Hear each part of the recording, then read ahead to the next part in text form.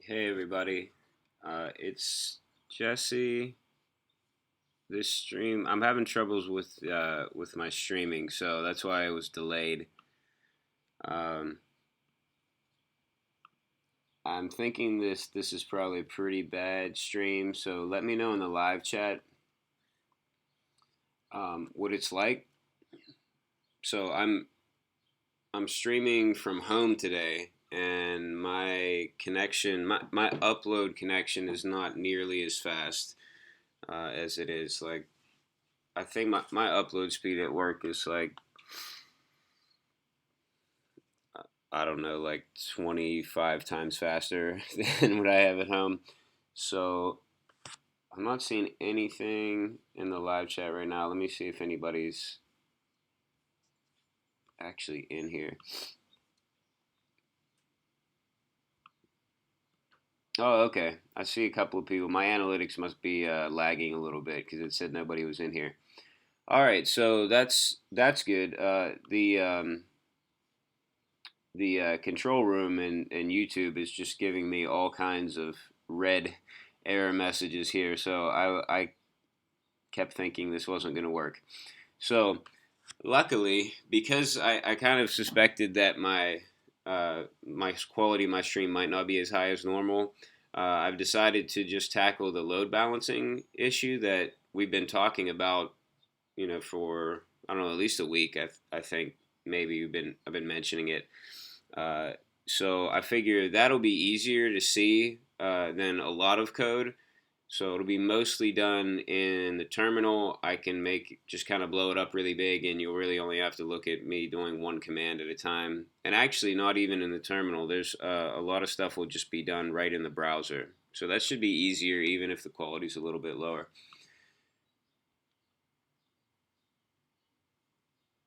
Oh, I didn't even notice how zoomed it was. Um, Sebastian just mentioned in the live chat that it's really zoomed, and I just checked to see what my screen looks like to you all, and it does look really zoomed. What is going on? Um, wow. All right, let me fix this because it should not be that. Um, it shouldn't be that small.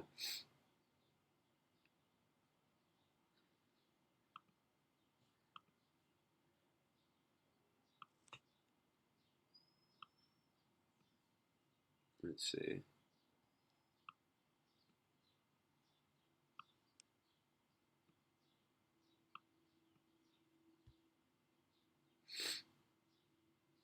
Let me try.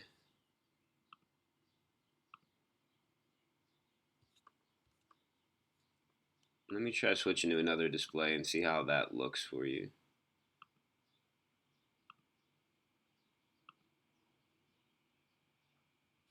It looks like it's not even. It's not letting me switch.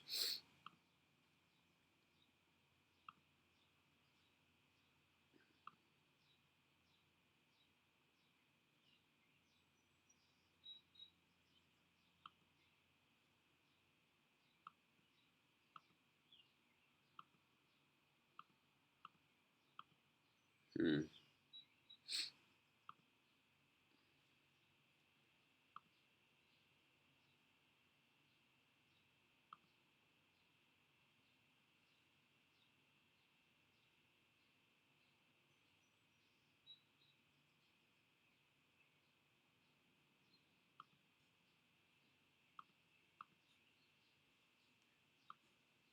All right, so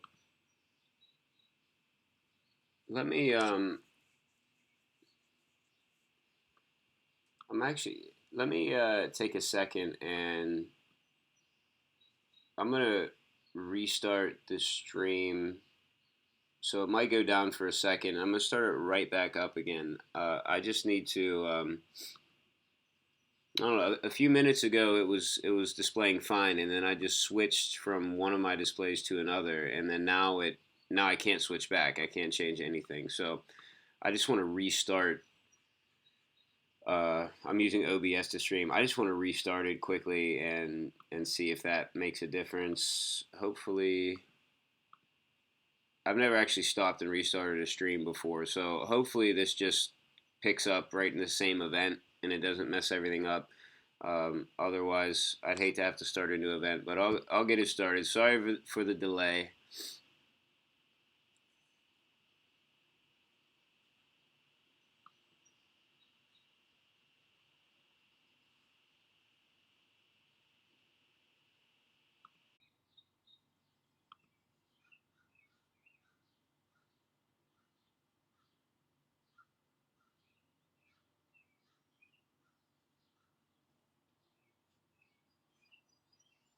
Okay, I think I'm back and I'm actually not getting the errors anymore on my stream, so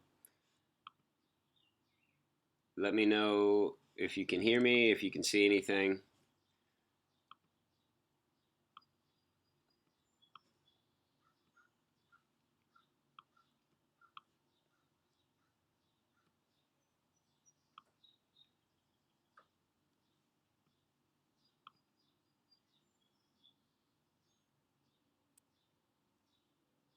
Okay,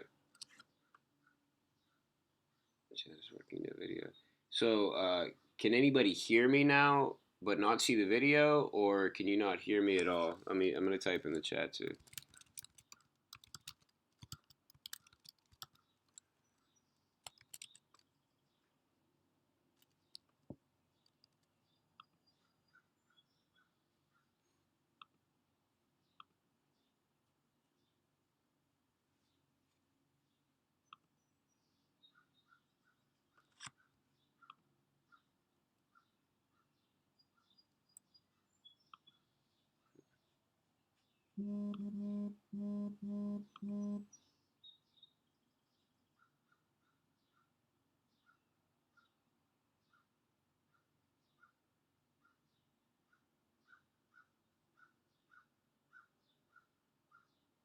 Okay, so it looks like some of you can hear.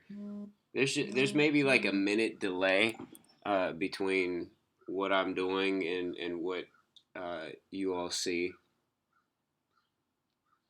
So so some people have video but no audio, and some people said they have audio and no video. All right, it looks like it is working. All right, so yeah, there might be some buffering or some weird stuff going on. That's just because my internet connection. I actually have the best connection that I can possibly buy for my location. It is really sad. I think my max um, download speed is like 25 megabits per second, and maybe I have like 5 for upload. So it's not great. At least, I mean, it's okay for doing pretty most of what I need to do for my work, but when it comes to live streaming, it's not good. So sorry for all that mess. I really should have just scheduled the event to start later, a half hour later, and then saved you all the trouble of watching me try to fix it all. But at least now I have it set up, so I should be able to stream from my laptop from home now if I need to. So, all right, it looks like Paul in the live chat says he only gets 10 download and 1 upload. Okay, so I feel a little bit better now. It's actually crazy. I think I pay like $80 or $90 a month for the 25 upload, and I think it's 5 download. But I really can't ever consistently get over like 3 for download. My upload usually rates at like, I don't know, maybe 18 at the highest. So you know how that works. You never really get as much as they tell you you're gonna get. Oh man, Hamza has 4 download and 1 upload. Sorry about that. Oh well, I'm hoping like Google or Facebook or somebody will come through with one of their plans to beam internet from planes or balloons or something. Or doesn't Elon Musk want to do it from satellites or something? So I'm hoping that works out one day and we can all get good internet and there won't be a monopoly anymore from the cable companies. So, but until that time, we have to deal with this internet. So, yeah, uh, Sri Srikanth. Sorry if I'm mispronouncing the name. It looks like Srikanth says the 4G is faster than the home network. That's how my network used to be. And when I realized it, when I did speed tests on my 4G and on my home network, and I realized my 4G was faster, that was like the last straw. And then I called and just said, "What's the fastest I can get?" And that was it. So now now I have faster. It just seemed crazy to me that I'm a web developer and I would have uh, internet that was slower than 4G. So all right, so enough about the internet. Let's let's get to work. Wow, this must be a popular topic. So I posted on Twitter right when I started that I was going to do this, and my phone just keeps vibrating uh, almost nonstop with people on Twitter liking that. So that's really cool. I mean, maybe we'll get some new viewers that we haven't had before. This is kind of a different topic. It's not exactly like web development. We're not going to be working with code. We're going to be doing load balancing. So I do want to let you know. Yesterday, someone, I forget who, but someone had asked about getting access to the Trello board that I use for this project. So I did do that. I made it public and I put the link to the board in the description for this video and for yesterday's video. So this is the Trello board that I was using. So now you can see it is public, so you can check it out. I don't know if you guys can hear that vibrating, but it's like it's a lot. I normally don't get that many interactions when I announce I'm going to do something on Twitter. So anyway, you can check out that board and just kind of see like get an idea for how I manage my projects with Trello and what I still have left to do and what I've done, and you'll get a good idea for how long it's taken me to do it. So just to bring it back quickly, if you're going to check out the Trello board, these little things they're not really explained here, so I'll explain them right now. The dark blue is how many Pomodoro sessions I estimated that would take. The light blue is how many it actually took. So if you're checking out these tasks and wondering, what went into that's it. Each Pomodoro session is 25 minutes. So it can also give you an idea for how long things took, or you could figure out if I'm a fast worker or a slow worker. I don't really know if I'm fast or slow. I don't. I've never compared myself to anybody else, um, but you all requested that, so that's available to you now. So yesterday we did have some discussion in the live chat about load balancing and what we need to do it. So I since I'm on DigitalOcean already, so the site is hosted on a droplet on DigitalOcean. I decided like, well, why don't I just see if DigitalOcean has a tutorial already on it? They have pretty good documentation for a lot of things. So I checked, and at first I found some really old tutorials from like 2012, and I was not really comfortable using that because I'm sure a lot has changed. And so then finally I found one from 2017, and that's the one that I'm going to use. So I linked to it. It's in the description. So if you want to follow along, you can check it out as well. If you tuned in for the video where I set up like the SSL certificate and the servers initially, this is probably going to be similar to that. So if you thought that was super boring, I'm sorry. Maybe you might want to do something else or while you're watching this in the background. But if you were interested in that, then this will be a good video for you. So not really front end, something I would consider front end development, which is what I normally do. This, I guess you would consider this more on the back end side of things, or maybe DevOps. I'm not sure exactly where it would fall, but this is the instructions that we're going to be going off of. So sometime recently, so within the last, I don't know, 6 months or so, I, I, I vaguely remember getting an email or something from DigitalOcean saying that they were including load balancing. And I had forgotten that until I went to look this up earlier today. So I'm going to follow this.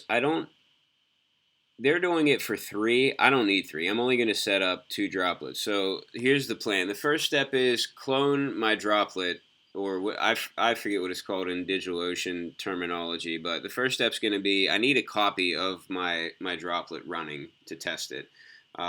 We might actually at first just do like 2 new droplets so we can test the load balancing between those 2 before I actually move like the real site onto the load balancer, and because we'll need to point the IP address and everything. So before I do that, let's create 2 droplets.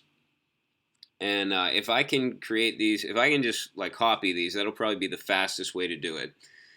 Copy them, get them up and running, and then we'll set up the load balancer between those 2, see if it works. We'll point, well, I think I'm going to even go so far as to point a domain to the load balancer.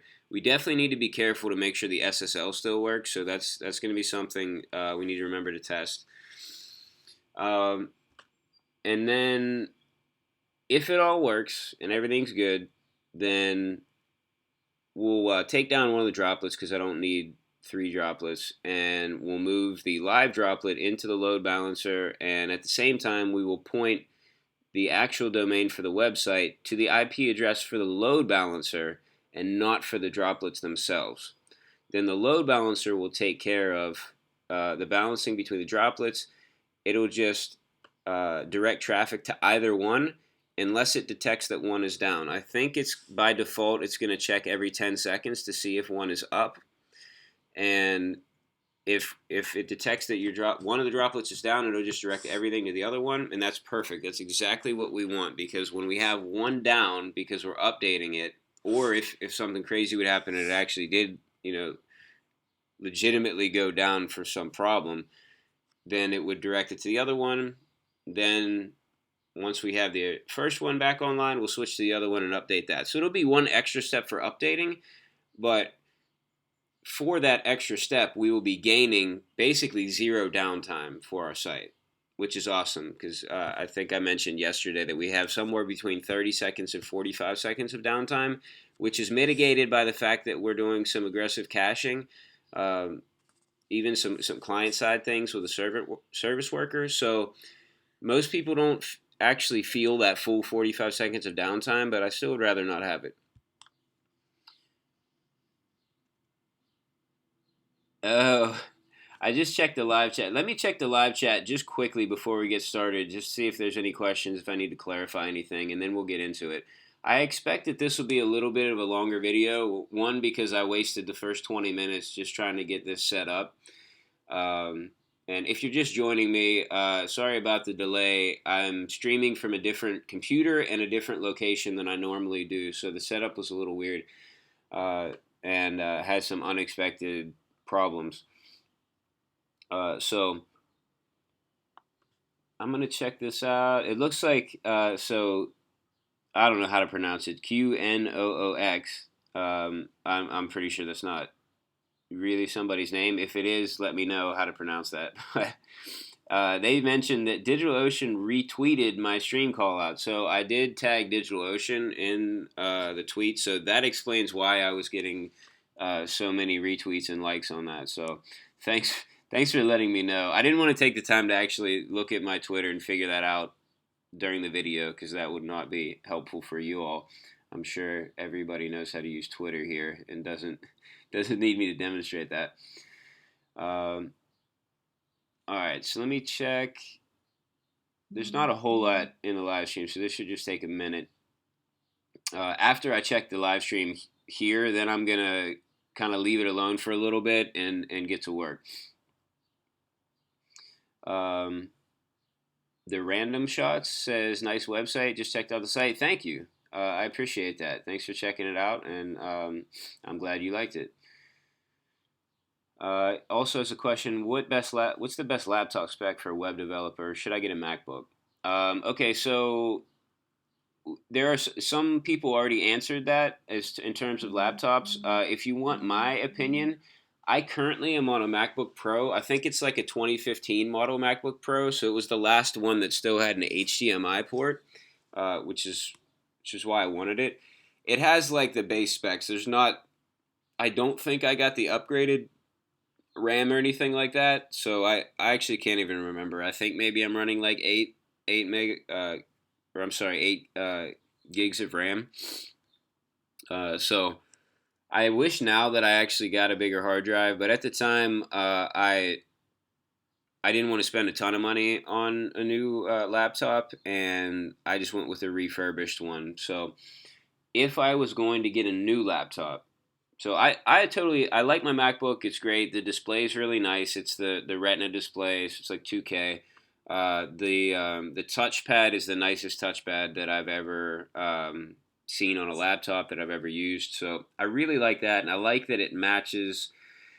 All the touchpad shortcuts and motions that I use match my work computer, which is an iMac, and I use the magic like touchpad thing with that. So that's cool. But if my next computer is going to be a Linux computer, so I have desktop PCs, I have a Chromebook, MacBook, so I have a lot of other stuff. So I don't.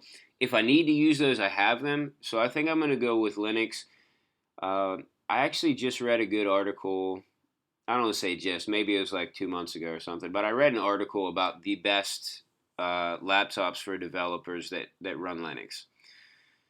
So I can't remember what that was. Sorry about that. I can't even remember where I read it from. So maybe if I remember during the stream, I'll let you know.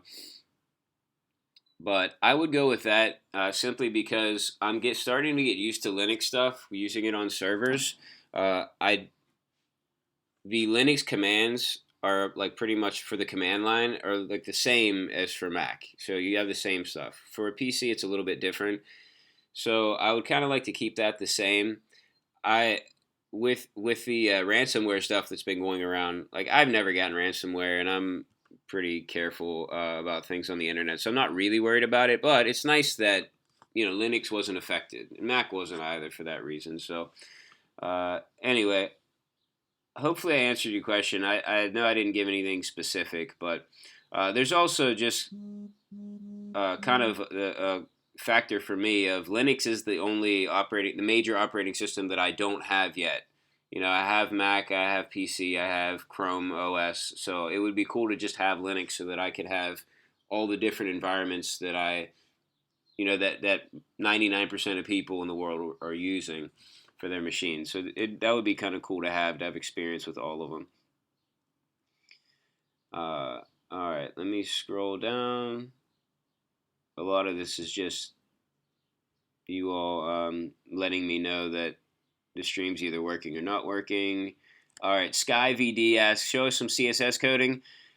Today there's probably not going to be any CSS, so I'm sorry about that. But normally there is CSS. So almost every time I stream, I think we've done at least some CSS. So we're going to get back to that. I definitely have on my Trello board, on my list of to-dos, there's a ton of stuff in there that will require some CSS. So I'm going to be doing that, just not today. So check me out a different day. It's usually 2 p.m. Eastern time, Monday through Friday. If I'm going to be doing it at a different time, I'll put that on Twitter, and I'll schedule the time on the Free Code Camp channel, so you'll know about it.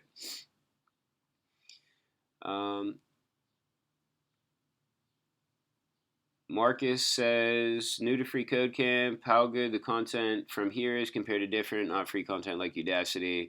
I'm sure you probably got some answers from people in the stream, but Marcus, that's it. My brother's name is Marcus, so like that name. I've done a lot of stuff from Udacity and from Free Code Camp. Udacity has some good stuff. Some of their stuff is really it's advanced and very like specific. So you'll have a course that'll be specific to one, particular topic or niche. Free Code Camp covers like a lot of what you need for front end and back end, and it's not like a very deep dive into one particular topic. So I would say if you're just beginning, you'll probably be better off starting with Free Code Camp and then supplementing with some things from Udacity. But there are some things in Udacity that I would definitely go with, like the Linux basics and the Git and GitHub course. Go with that right off the bat because that'll help you out. And as far as I know, that's not covered in Free Code Camp. At least the last time I was in Free Code Camp doing some things that wasn't really covered. So uh, I actually use both. I haven't done any training recently, which kind of stinks. I like to do a little bit, every. I'd love to be able to do it every day, but I can't always. So, but when I was doing it, I was actually going back and forth between Free Code Camp and mainly Udacity. There were some other things like the You Don't Know JS book that I was going through. So, but that's what I recommend. And I think in terms of quality, Free Code Camp is good quality.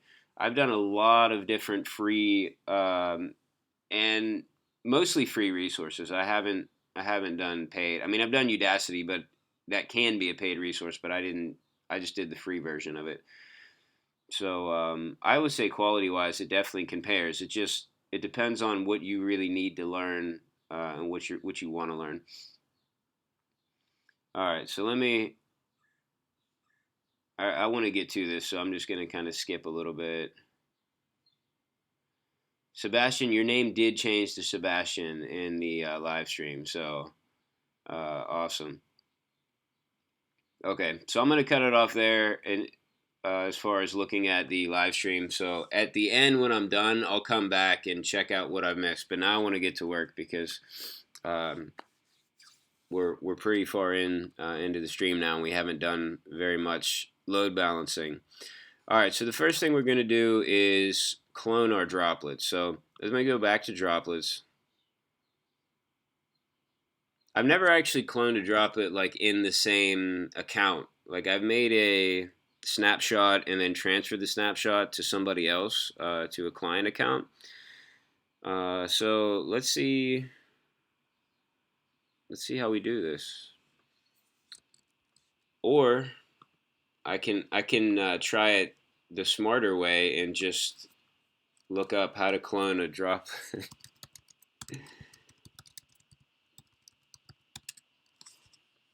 Or if somebody in the live chat has done this, let me know.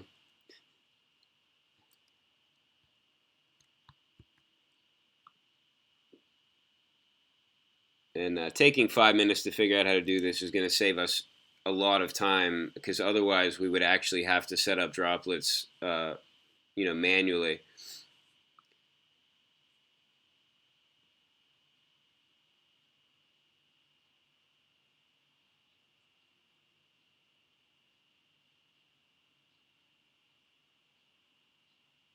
Okay, it looks like we can just take a snapshot and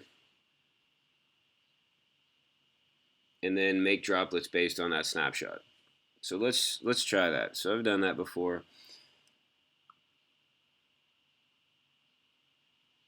Okay, Bart just said the same thing in live chat. So thanks.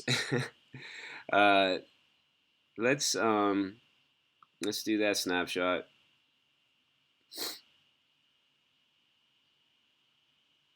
Yeah, I'm not gonna power it down. I don't want to power down the live site. I'm just gonna take my chances with this, and hopefully it will all work.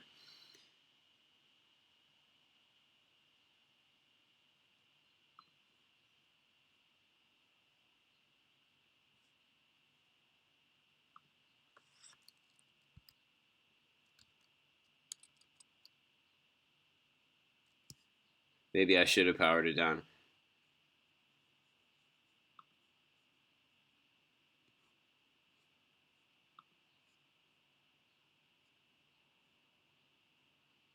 I don't remember how long this took the last time I did it. Does this seem normal that it's taking this long?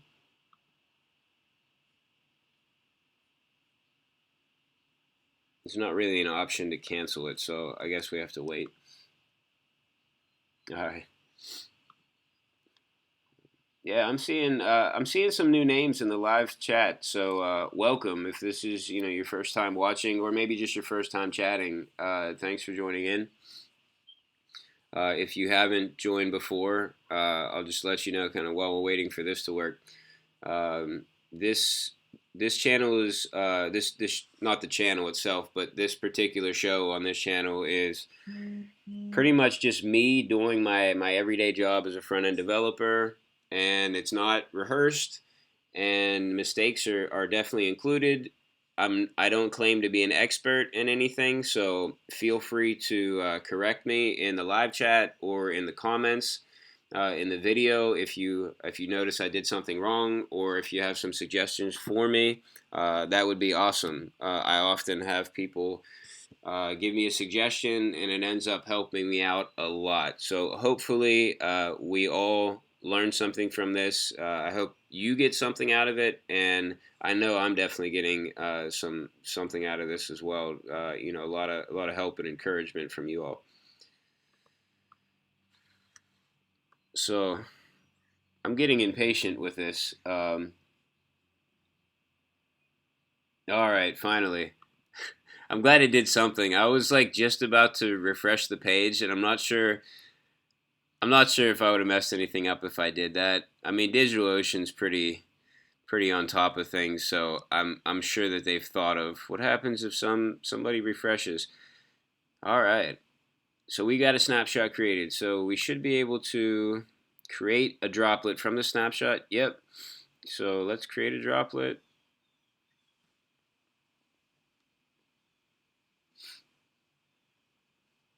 Yeah, Thor said you should have shut down your droplet. I know it says you should have shut it down. I just didn't want to take the extra like 3 seconds to shut it down. I probably should have. So we'll find out really quickly here if it messed anything up. But at least for the purposes of this test, if I can just get my Node server up and running, that's all I need. If it's messed up, I can fix it later. But I really just need two droplets with something up and running, even if it was just hello world. But since we already had this ready, I figured, why not just clone the actual droplet? So I want to make sure that I get on the same data center. I did read through the instructions that I showed you earlier, the DigitalOcean instructions for load balancing, and at some point it mentioned having them on the same data center. So I want to make sure I do that. I want to double check what data center my original droplet is on, so this doesn't cause problems later on. NYC2. Okay, that's what I thought. But good to double check. We definitely want $5 ones, and let's see. Can I make two? Yeah, yeah, awesome. I can make two droplets. So I'm just gonna name these. Oops. Can I? All right. 2 and 3. Awesome. 2 and 3. Yeah, I definitely want to add my SSH keys, and these are the keys for one of the people that I work with, and I'm gonna add those too because I might get hit by a car or something, and somebody else needs to be able to get into this. Hopefully that doesn't happen, but maybe. I'm also going to set up monitoring. I forgot to do that on my first droplet, and you could always set it up later on, but it's easier just to check that box. Let me think. Do I need anything else? I don't think I need anything. Did I set up? I did set this. I just want to try to make this as close as possible to my original droplet, so I think I set that up. And I don't tell you the truth, I'm not sure if I need private networking or not, but that's something that like droplet to droplet networking. That seems like that has something to do with load balancing. So I'm just going to check it. It shouldn't mess anything up, and better to just have it even if I don't need it, I guess. All right, so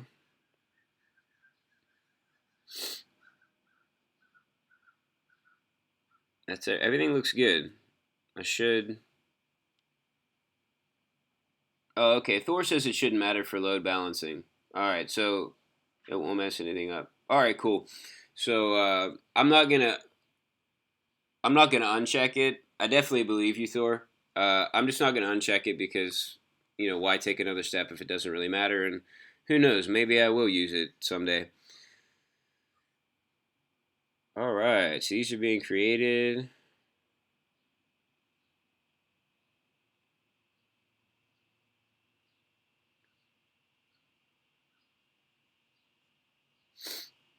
Hopefully this doesn't take too long.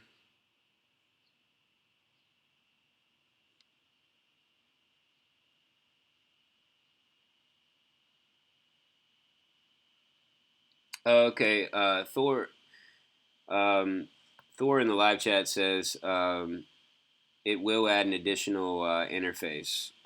So since I checked that for the droplets to be um, to enable private networking, awesome, good to go. You're awesome. I like DigitalOcean. Look at that. They just told me I'm awesome. That's that's nice. I mean, I know that's auto generated, but at some point, some developer thought it would be nice to tell people they're awesome. So I appreciate that. All right, so now we can actually get into the part about load balancing.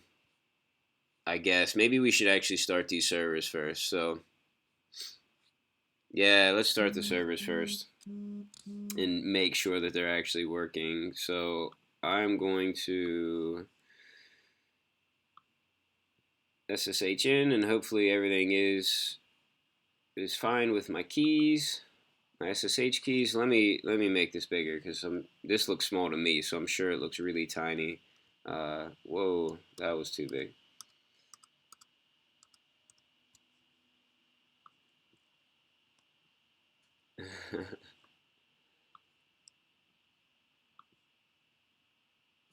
I'm using iTerm as my terminal, and it does a weird thing when I increase the font size just by pressing, like Command plus.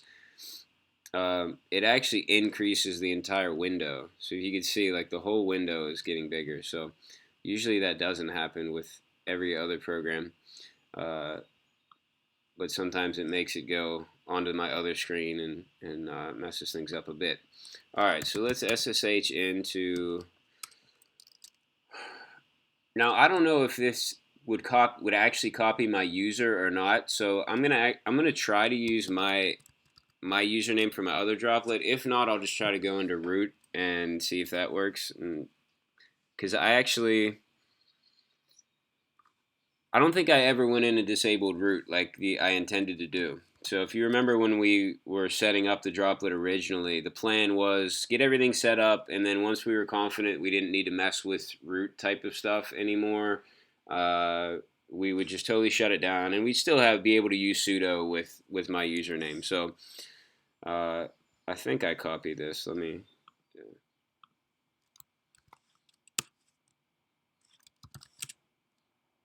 Yes, it works. So good to know. If you copy a droplet from a snapshot, it does retain your username. So you see, I was able to get right in with my SSH key, right into my user. So that's awesome. So let's see. All right. Um, I'm just going to CD in here and just see like, okay, that looks good. That looks like everything that was on the other one. So we should be able to do start. Actually, let me see. I think is it status? It's already online. Awesome. So no way. It's just hello is online. Let me go to the IP address and see. because our instance was not named hello. We did have originally a little hello world page, so let's see what's going on.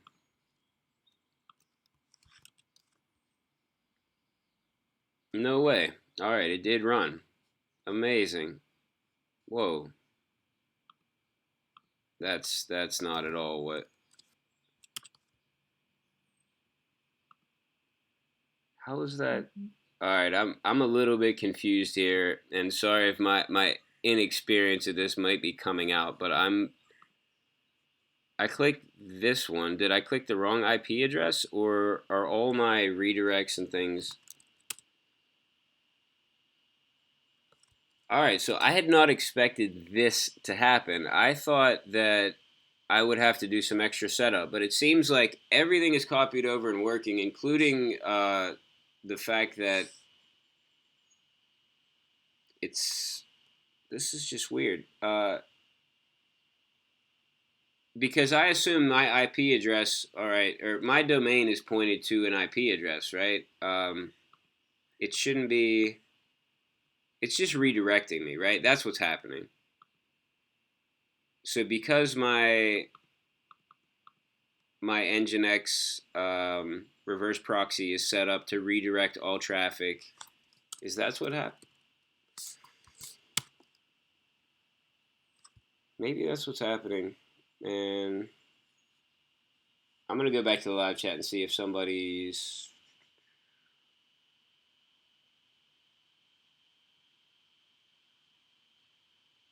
That's it. Yeah. So Thor's saying, yeah, I guess the web server is redirecting.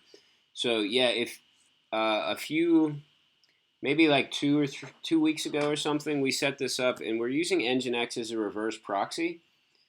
So it's possible that that is redirecting.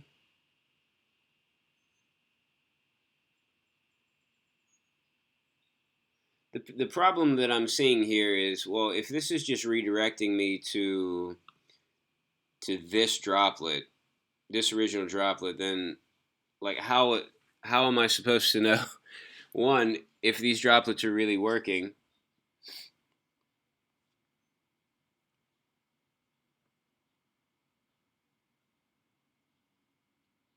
Oh, awesome. Okay. Uh, I was saying awesome that Thor said he found the channel through DigitalOcean retweeting me. So that's awesome. I kind of thought maybe I would get some new people when I found out that they had retweeted me. So that's cool. So yeah, and somebody was asking about my front end dev because yeah. So this is not front end stuff, but I do have to do some back end stuff occasionally. But normally I am. Um, Normally I do front end stuff. So I would say that's I don't know, like 90%, 85, 90% of my job I think would be front end stuff, and the rest would be back end and DevOps. And I'm like totally ignoring the fact that I have to do the design work as well. So I just lump that in with the front end, but I guess you could separate that out. All right, so let me bring my terminal in here, and we can check that your project's pointing to new IP. Verilog Nginx access. Okay,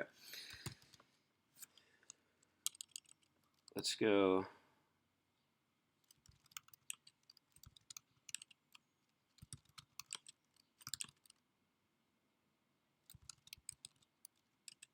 I know this is the slow way of going through here, but I like to see the folders to give just like so I can make a mental picture of where everything's at. So the more I see it, the more it'll stick in my mind.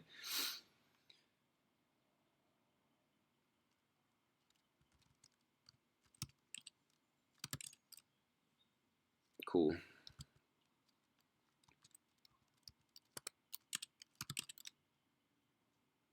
Whoa. All right. So we have some access logs.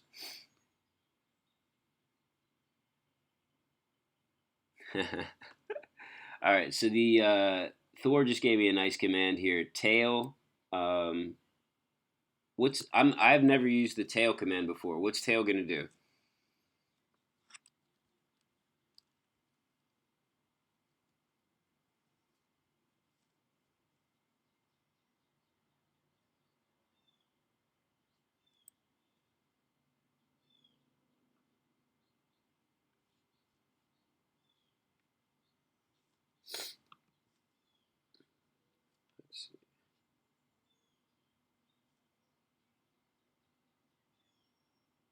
Oh, awesome.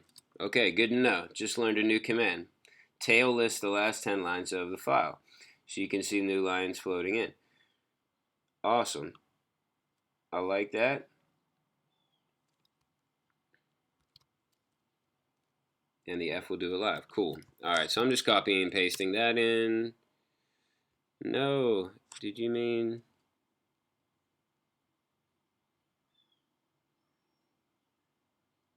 Why is this not working?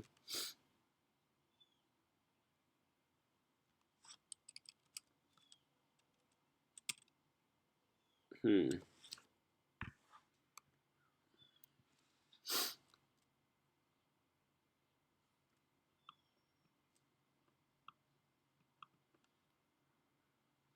Okay, so it's not installed by default.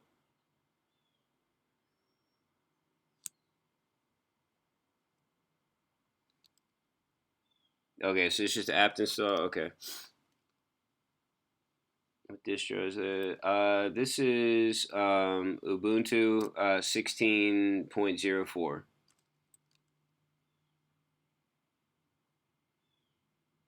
So if you're watching the recording of this later on, it's probably a little bit hard for you to follow. There's a lot of back and forth going on between the people in the live chat and me. So sorry if it's hard to follow. I'll try to read off what's going on in the live chat as much as I can, so this video is at least somewhat intelligible later on. Uh,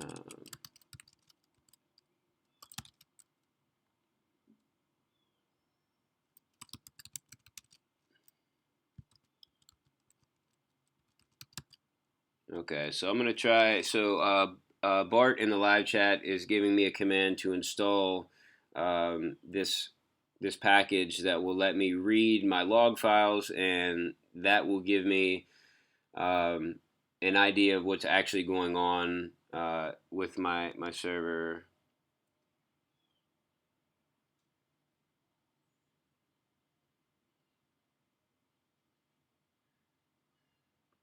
So I'm gonna try to install it right now.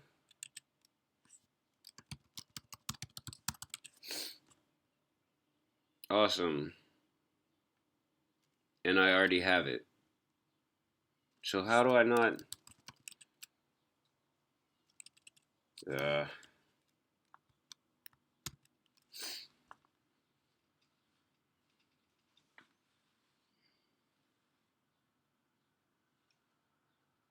okay, so I'm not exactly sure why it's not working.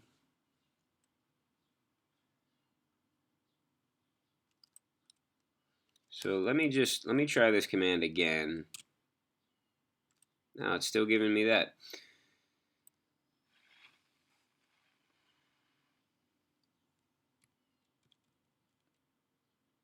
All right, so that's going to work. So let's. So you think should I try it? Let's try it with sudo.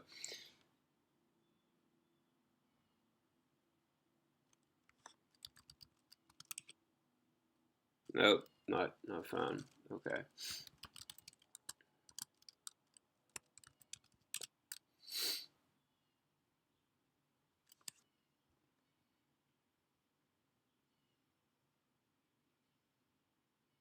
I did not expect this part of the load balancing to give me this much trouble. So I mean, we're literally on like the step one of the documentation. Oops, and where did it go? There we go. Okay. Is there something?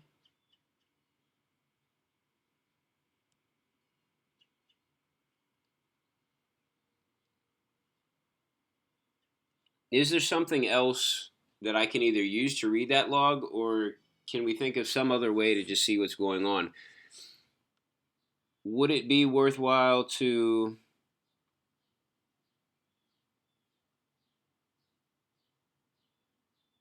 set up your config to point to an IP and restart it?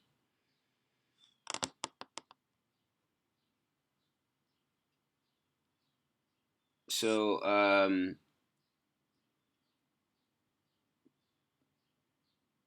yeah, maybe it's the config. This is what I'm thinking.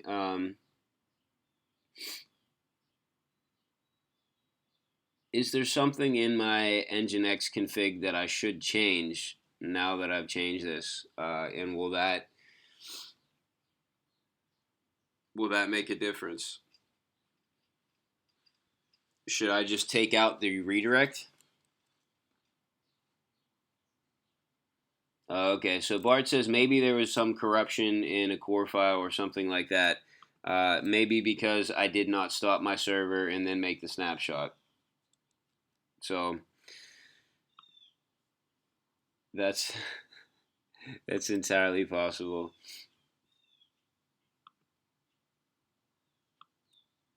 All right, I'm gonna try. I'm gonna try this one more time. Nope, it's not saying. It's gonna have anything. All right, so I'm gonna go.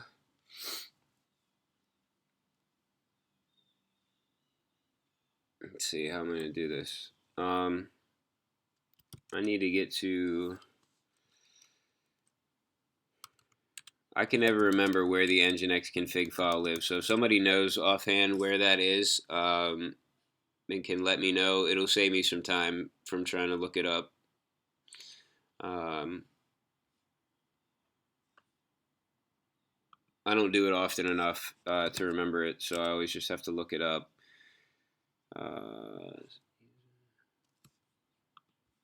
Here's my plan. Basically, I'm gonna go to my Nginx config and accept. Okay, that's where it starts, at the etc folder.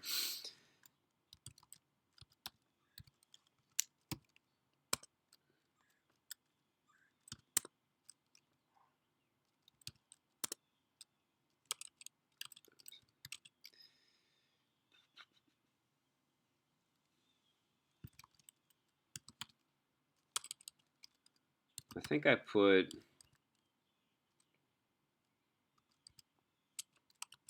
I have my default. Yeah. Okay. All right. So let me take.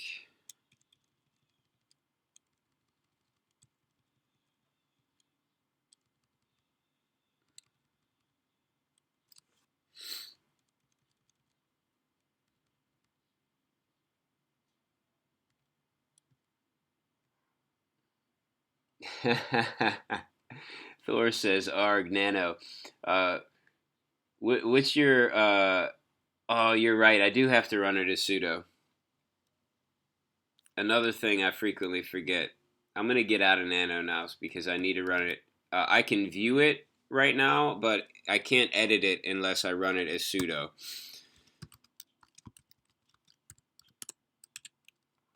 Okay. Uh, Thor, what editor do you use? If you say Vim, then you're my hero. All right, Joseph said Vim. I've tried Vim. It's just like I'm not good with it yet. I need more practice. So I've seen people use Vim, and it's amazing. It's a skill that I would like to have one day. All right, we've got at least 3 people in here using Vim. Uh, so you all now are have my respect for sure. Um, not that you didn't have it before, but um, wow. Okay, so Thor says Vim actually has syntax highlighting, so I'm sold on it for that reason alone. All this white text in Nano drives me crazy. I actually sometimes just use FileZilla and get my files and then open them in my code editor just to get the syntax highlighting. So let me see what I need to do here. My idea here is simply to just serve this stuff on port 80, right? Or whatever the default port is. Yeah, port 80, or I don't really care about the SSL right now, I guess. So we just go with port 80 and not do a redirect. So this is our redirect, right? Yeah, if I turn this,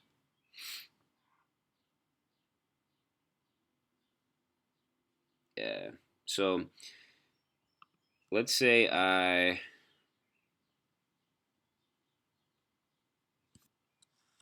comment this out, and is the server name something that is required? I don't know. We'll find out. Oops, what did I just do? I just switched windows, sorry. Okay, so what I need to make sure, though, is that I'm doing, where's this stuff? This, okay, so the root's still here. Is this in, it's hard to tell what, where these brackets start and stop. Okay, so this is the start.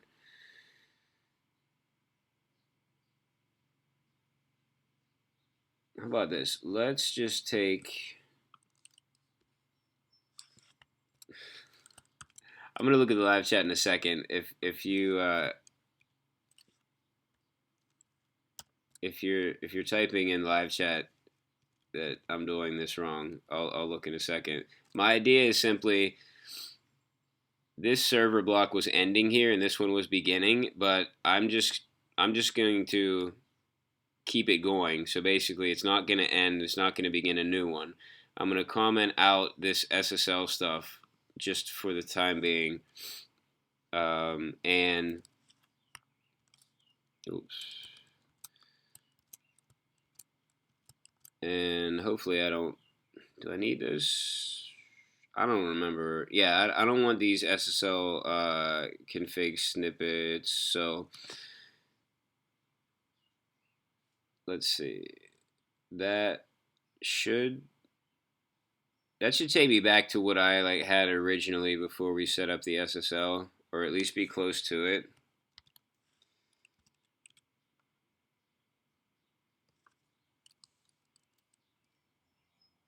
Okay, Thor said I have to comment out the listen stuff too. Let me go back in quickly. Oh, did you mean this listen stuff? Maybe that. I forgot there was a delay, so it's possible that was typed before I did that. So I'm gonna get back out. Okay. I should really ask questions using the by typing in the live chat, and then we would be in sync in terms of at least you wouldn't see what I'm doing on the screen, but at least we could talk back and forth at the same time. All right, so I need to restart Nginx, which, what is it? Sudo Nginx. I think it's just restart, right?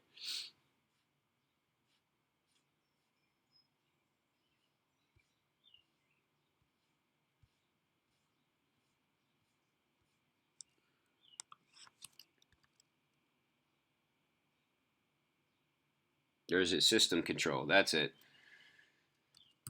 That's it.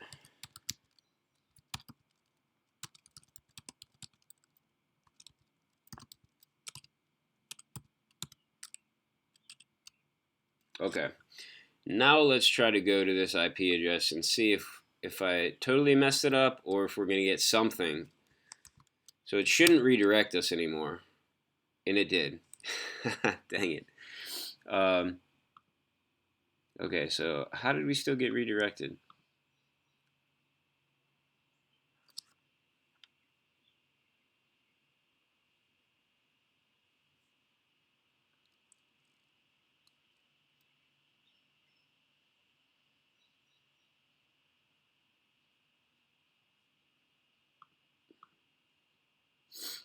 Alright, so let's get rid of these.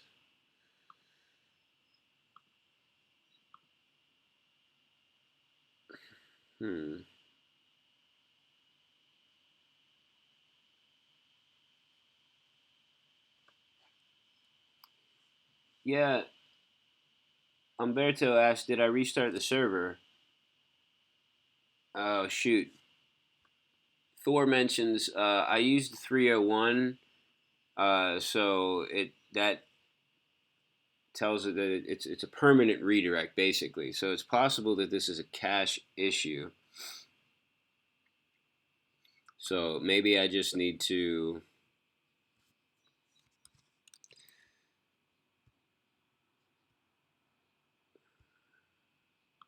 Let's see. Did I type it wrong? Was that who caught that? I typed it wrong. Awesome. That's a good problem to have.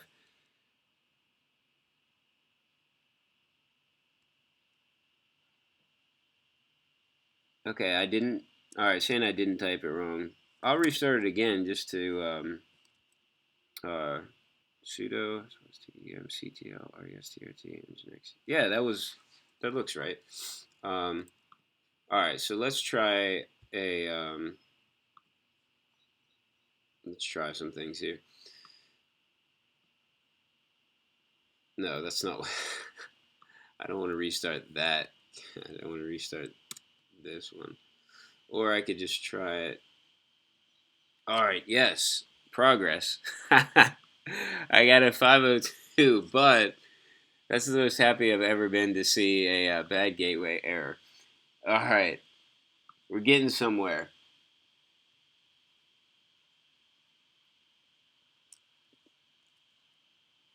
All right, so progress has been made. And I assume that I messed something up and that I need to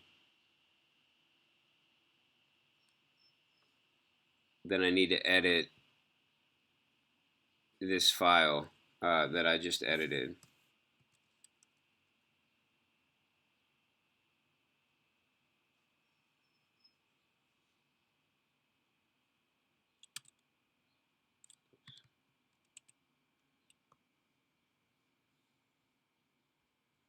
So let me check this out.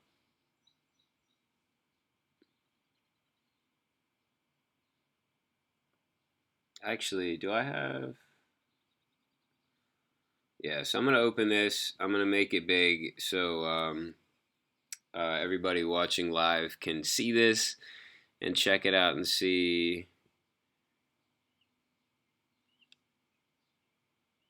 Okay, the reverse proxy part is wrong. That's what I'm Thor saying in the live chat. I'm so glad that so many of you who are knowledgeable about this decided to watch today.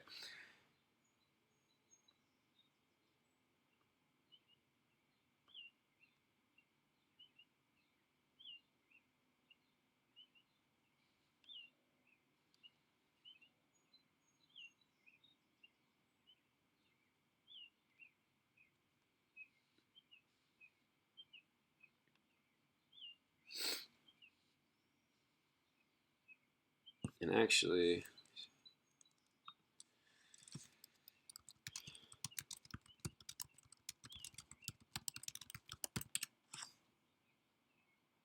I'm check on my other screen. I'm checking the let me see. I don't install Nginx. I'm checking the setup, like the original setup that I used for this. Like when I first tested um, my Hello World app.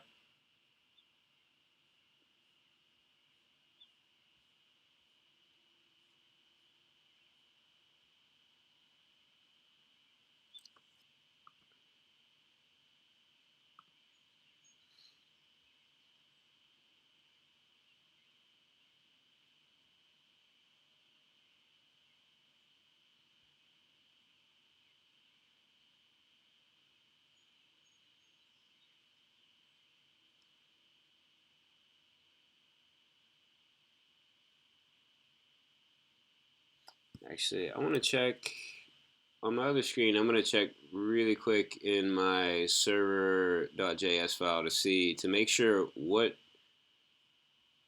port I'm actually running this on localhost. Just to double check, just on the off chance I set it on something weird. If dev, no, it shouldn't. All right, so as long as my dev server is port 3000, but my production is 8080. All right, so I was pretty sure that was it, but did not want to waste a bunch of time if it was something silly like that. So where are we gonna at? Location. Okay, so this block looks like it's exactly the same as what I did have it on at first.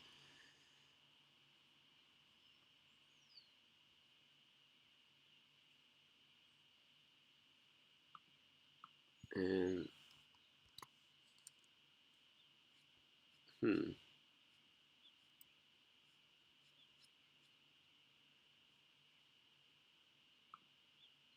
so that's weird.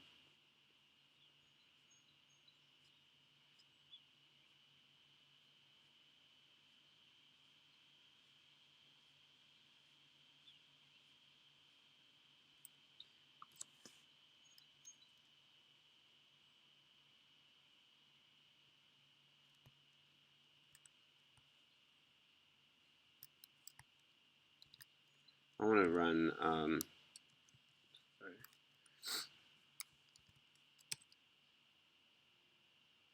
I just wanted to make sure everything was okay with my syntax at least.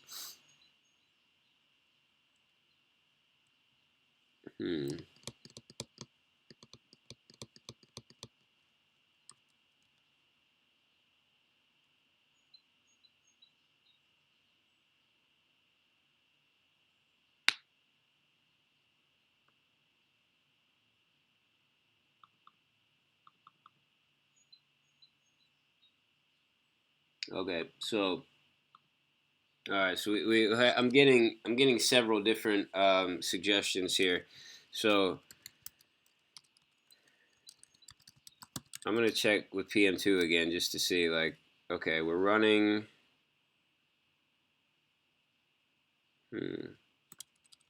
Let's say I'm gonna stop that, and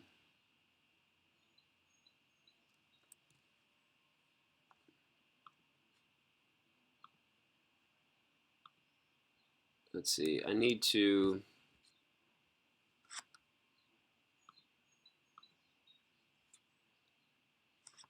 actually let me do this because I just want to see. Um,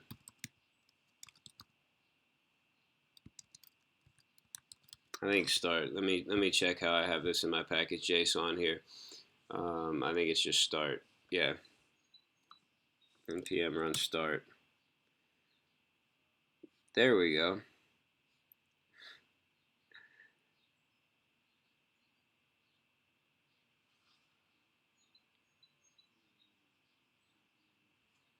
Do I just need to be in? Oh yeah, of course that didn't work. I need to be in the right folder for that to work.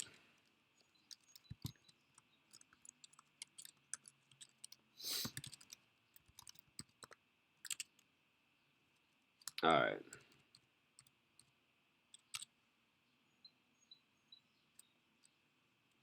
Okay. So let me refresh this. Okay, and that was it. For whatever reason, PM2 did start up something right off the bat, but it whatever it was started up, this Hello app, um, I don't really know what that was or what it was doing, but it was not. I guess it wasn't this. So yeah, so honestly, at this point, just to continue this, I'm just gonna leave this here because that's all we really needed to happen. We just needed this to run so that we can test out the load balancing. So I'm going to do exactly the same thing that we just did, minus all the stuff that didn't work on this other droplet, and then we can get on with it. So let me grab the IP of this other droplet, and let's go in.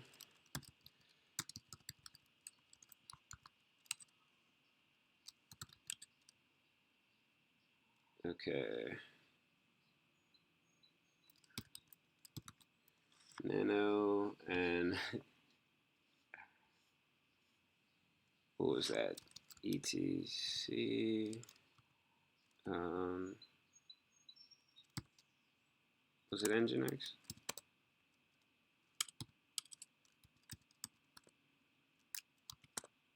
Nah, shoot. What was the next one? I'm trying to find it. I know somebody already typed this in, so I'm not even gonna ask again. There we go. I think that was it. Oops. Why didn't that work?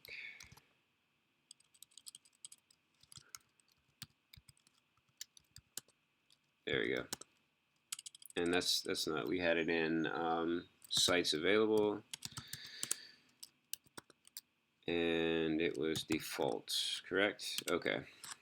All right. So in Nano. Sorry, this is still small on your screen. I'm only leaving it small because I'm doing the exact thing that we just did. So it's just easier for me to see it all at once. So we are commenting out this line and this line. We're commenting out this part where it ends that block and begins a new block, and then we're commenting out the where it's listening for the SSL and where we included snippets for the SSL. And that should be all we did.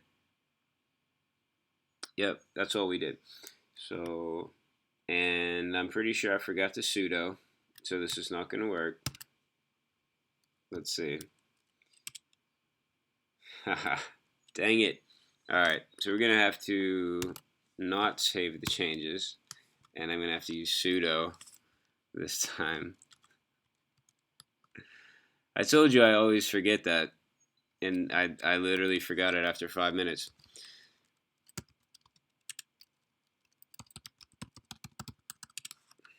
Alright, so let's do this again.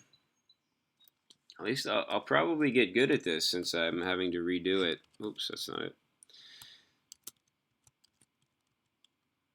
Oops. Yeah, Nano is not. I mean, I know we just talked about Vim and how I'm no good with Vim, but it's not really like Nano is that much more user friendly. It seems like once you get used to using Vim, people can just fly around and do whatever they need to in Vim. So it seems like that's definitely the way to go if you can learn it. Okay. And that looks like everything that needed to be commented out. And now that will work since we used sudo. And now all I need to do is go in here and do npm run start. And that should start up this one. And we will double check quickly by going to this IP address and probably need to refresh. Oops.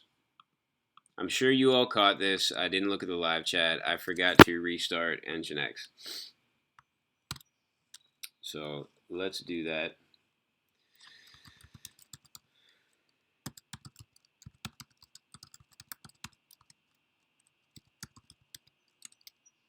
Okay. Now, let's see if this will work.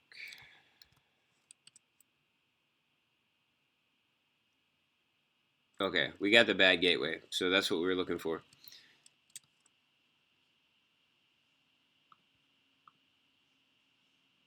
Oops. All right, and that's running. Awesome. So at this point, we have 2 copies. Just a quick recap. Here's our main site. It's running, and this is fine. This has the domain name pointed to it. But we've made 2 exact copies, and we've edited the config for Nginx slightly so that we can reach these at these IP addresses, because otherwise it was redirecting us back to this site. So now we should be able to continue on with setting up load balancing between these 2 to test it out and hopefully get it working on here. So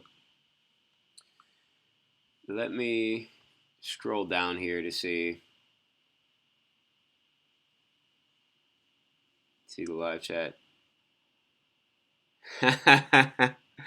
I'm laughing because I scrolled down to the bottom of the live chat. I scrolled up a little bit to look up a command, and there are like, I don't know, maybe 10 messages saying use sudo and exclamation point sudo. So I knew you all caught it, and I didn't catch it. So it's actually, if you've never tried live coding before on YouTube or any other place where you can do live coding, um, I'm. It's really nice to have all these people looking at the code when you're coding. I usually work alone, and so I never have other people looking at my code. And at first, when I thought about live streaming, the thought of other people looking at my code was scary. But now I see that, I mean, I'm sure there are some people that look at my code and think, wow, this guy is a noob. But there's a lot of other really nice people like you all in the live chat here that look at my code and offer amazing suggestions and feedback for me and catch my mistakes before I catch them. So I appreciate that. Yeah, I will. I will be checking the chat. There is a delay. There's about a minute delay. So the stuff that I'm doing, you all won't see for another minute. So so part of the reason why it seems like I'm not checking the chat is because of that. Also, honestly, sometimes I just do forget to check the chat. So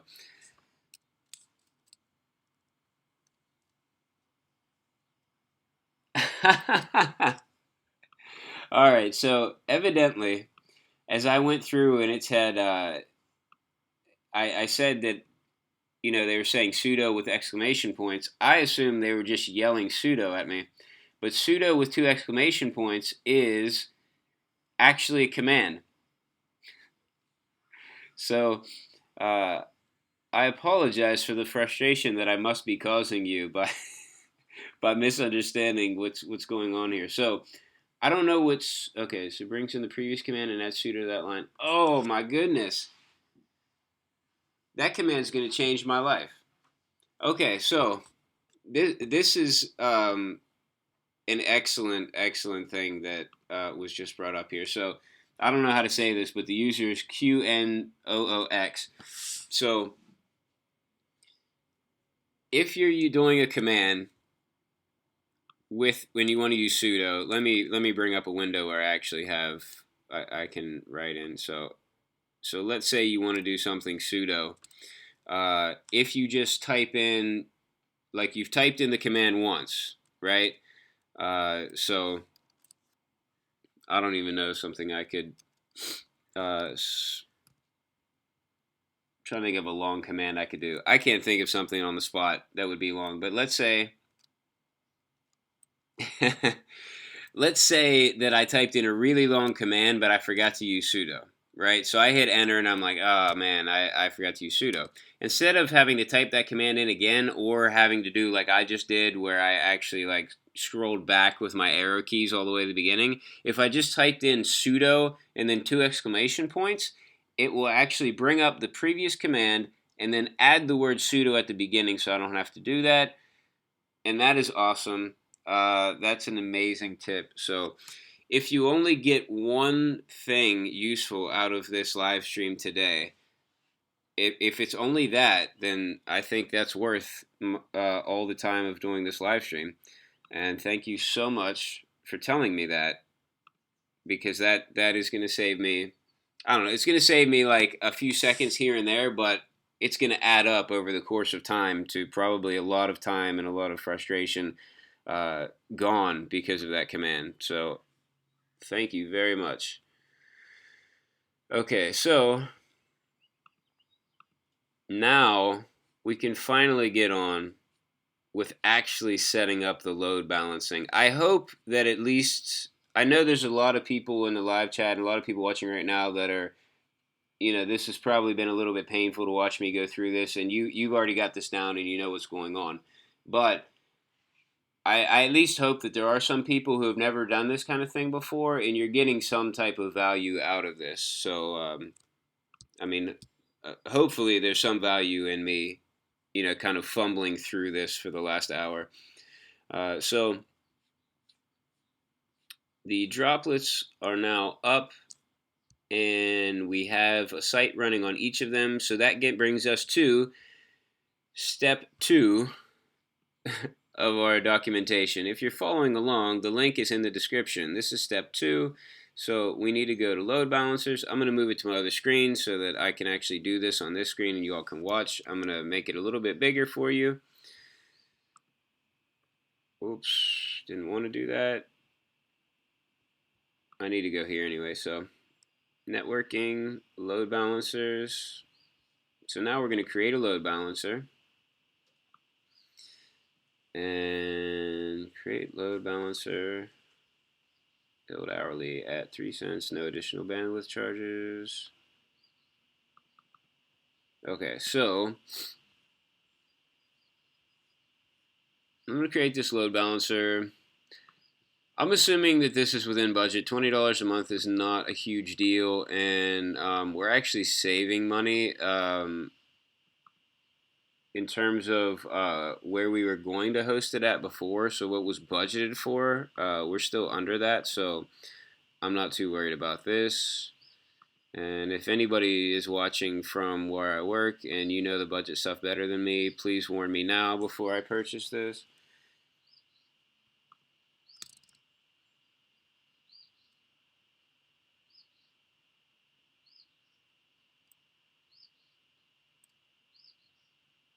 Okay, awesome. I just checked the stream because I remember you all told me to keep checking. So let's see. Okay, yeah. So some people are getting something out of it, and some people saying they're watching because they like to teach, and I appreciate you watching. Okay, so actually, Thor says he never set up load balancing before. So you've been helping me out so much in this stream. So hopefully you can get something as well out of this, and when we can set up load balancing. Rohan, don't worry about it. I didn't take offense to your comment, so so don't worry at all. No offense taken. Rohan was referencing something else like as a joke, but it seemed somewhat rude. So don't worry about it. I'm not really. I've been pleasantly surprised at how few people have been rude to me since I've started doing this. So I mean, you all have been great. I was actually expecting more people to come in and be like critical in a mean way. So don't worry about it. I'm sure I'm due for some of it someday, but for now, you all have been awesome. All right, so we need to make a name for our load balancer. So I guess I'm just going to call it CI load balance. Catechetical Institute is the like the department where I work that I'm making the site for. So that's why everything is prefixed with CI. So I know I'm really unique with my names, but it says what it does, so it'll work.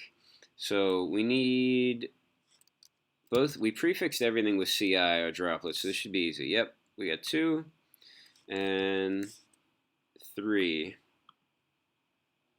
Awesome. So we already have the right regions. Oh, okay. Thor says when he sees CI, he thinks continuous integration, so it's confusing. Honestly, before I started this project, I thought the same thing. CI always meant continuous integration, and in the first couple of meetings when people were using CI, that's what I thought too.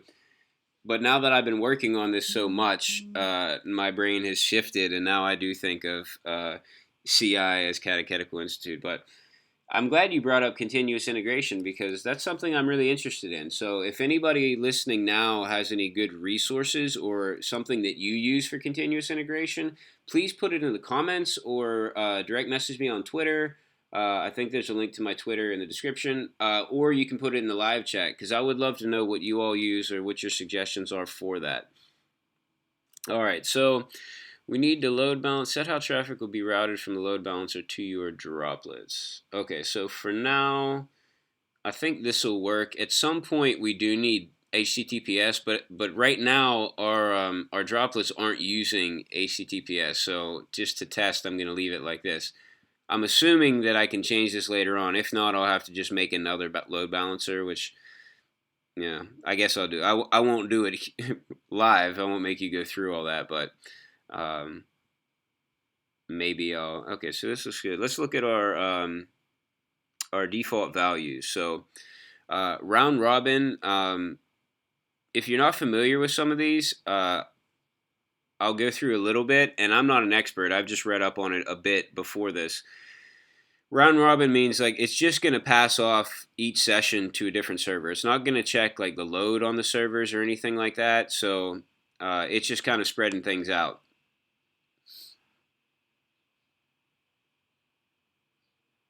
Zach asks, "Is this an advanced topic?" I guess so. I don't know. It depends on where you're coming from. If somebody was a back end developer, this is probably not that advanced for them. But for me as a front end developer, this seems pretty advanced for me because it's not what I usually do. I have to do it occasionally when I first set up a site, but then I usually don't have to mess with it again. So depends on where you're at. I don't know. Maybe you all have a better idea of what kind of the level that I'm working at here, whether it's advanced or not. Okay, cool. Thanks. A few people are putting their preferences for continuous integration, uh, and cool. That's helpful. I'll go back after this video. I'll make sure I go back into the chat and check out your suggestions. I'll look them up and see, um, because I haven't even heard of some of these ones that you're suggesting. So I'm interested to find out what they're like. For right now, I guess this would be fine. I kind of want to click this just to show you. Let's do it. So just for the sake of learning, I'll just show you these options. So it looks like we could do round robin. Like I said, it just splits everything up evenly. This actually kind of more intelligently routes things. So whatever droplet has the least load, it goes to. I actually kind of like that one better. I wonder what if there's some type of performance trade-off for this as opposed to the other one. They don't really explain it, but I think I'm going to go with this one because I could see this being of more value. I mean, there's got to be some trade-off with performance or something because otherwise everyone would just pick this one. Okay, I don't need to track people, so I'm not going to worry about this cookie thing. I'm not doing anything with that currently. Let's see. Health checks. Okay, so we could actually set our own interval. Right now it's in 10-second intervals. So Cool. I think I'm not going to mess with that. At some point, we will need to change this to use HTTPS, but not right now. And we're not going to redirect this right now. So right now, like, we commented out all our HTTPS stuff anyway, so I don't want to do this now, but at some point we will probably set those. So let's create this load balancer. Great. It seems like we've just fast forwarded through so much now after that struggle in the beginning. So if you want to know more about all that stuff that we just saw, those options, check out the link in my description to the DigitalOcean documentation for load balancing. It explains in more depth each one of those options. All right, so now if you are following along, as soon as this bar gets all the way up here, we're going to be on step 3, which is testing.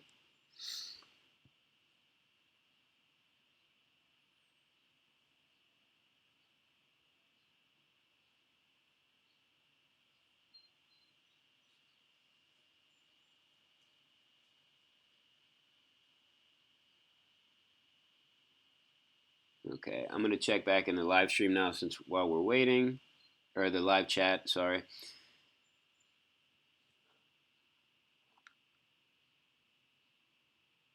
Okay, so some of the continuous integration stuff that are being suggested here in the live chat, just in case you can't view the chat right now or you're watching the recording later on, is Circle CI, AppVeyor, Jenkins. I have heard of Jenkins. I haven't heard of the other two yet.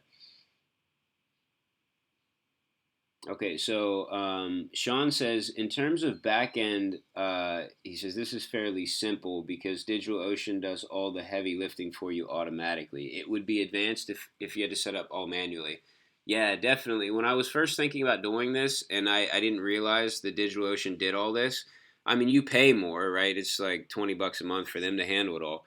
But honestly, like in terms of how many hours it would take me to probably set it up manually, that $20 is not really a big deal compared to what my company would have to pay me to set that up and maintain it all myself. So I think they're saving money by me going this route.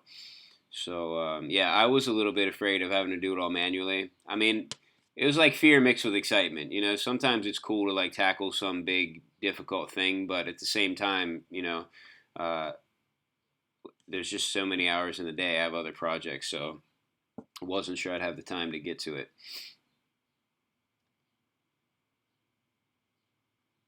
Alex asks, do you recommend JavaScript for a programmer?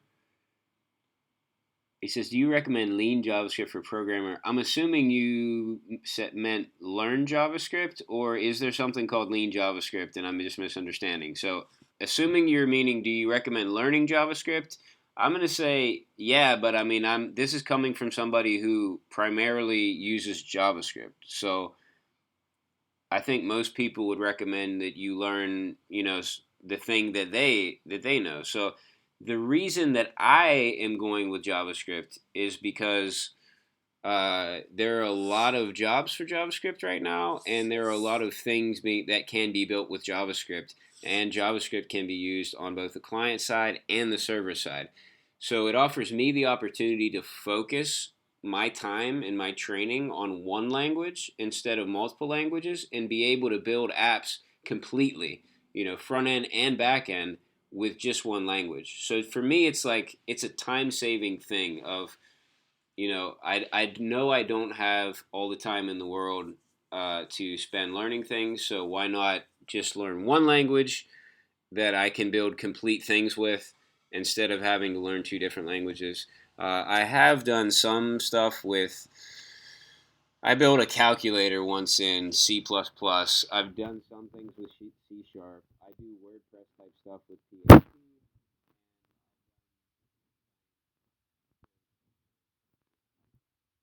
So I've done very, very basic minor stuff in other languages. The majority of what I do is in JavaScript. All right, so this is now up. We're going to check out this IP address now, and it should route us to a site. And it did. It did. And I have a big smile on my face right now. So technically at this point we've done load balancing. All right. There's definitely still some testing, right? We want to actually stop one of our servers and then try it again to make sure it's actually switching the right way. And then we need to get it working with the domain name and with the SSL. The domain name thing is actually going to be really easy, and I can do that right now. I already have a test domain name set up.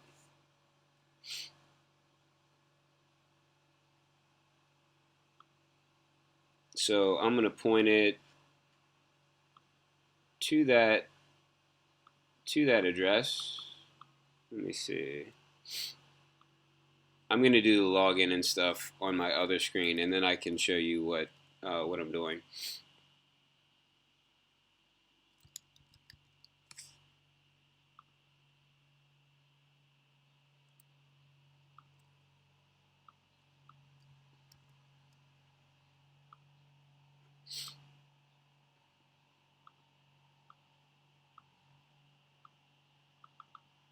Hmm.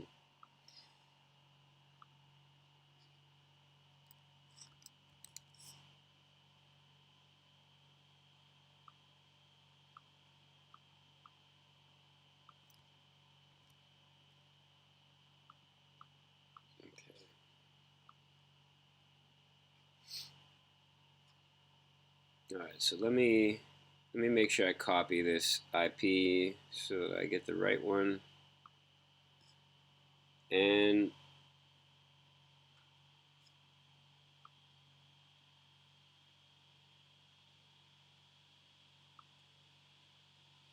I'll bring over just in case you haven't seen how to work with domains or not. I'll bring over this screen. Your screen's going to look a little bit different depending on where you purchase your domain and where you're managing it from. Let's see.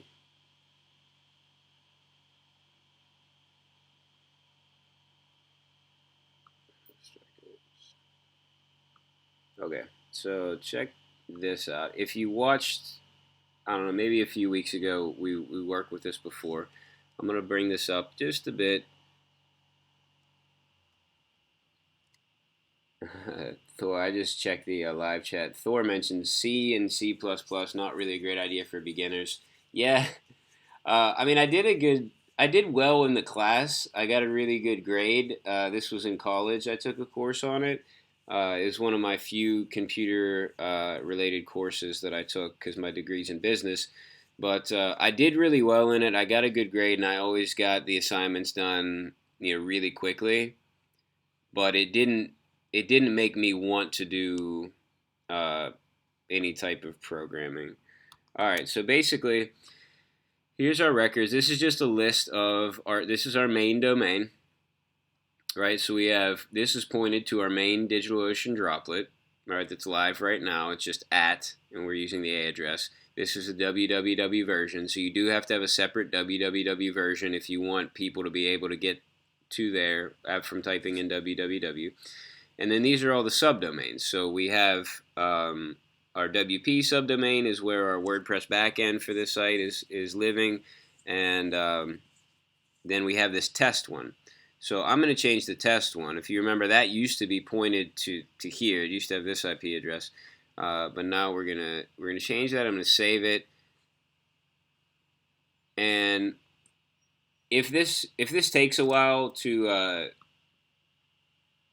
for it to work, like let's say it's still cached on the other one, then I'm not going to stick around for that. I'm just going to skip to the next part of testing, and then if it kicks in and starts working later on, then that's great. We can test it. There we go.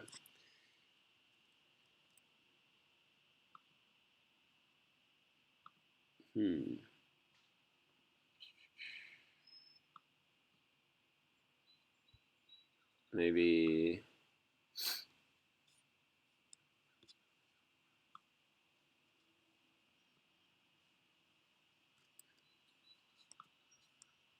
All right, so I'm just gonna go back.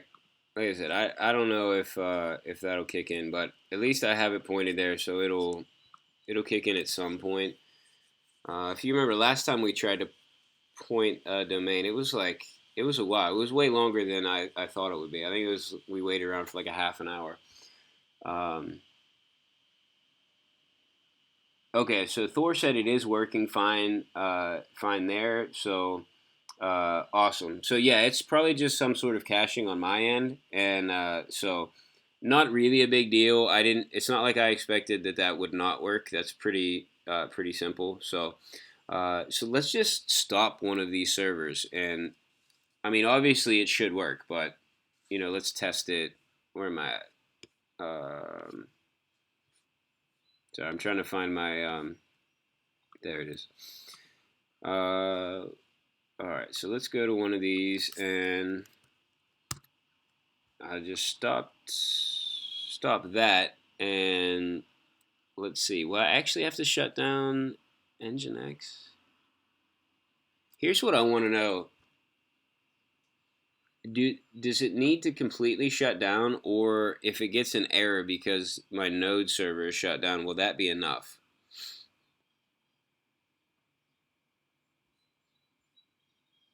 And I don't know if I'll know that for sure. I'm assuming that it would take an error message. Yeah, so let's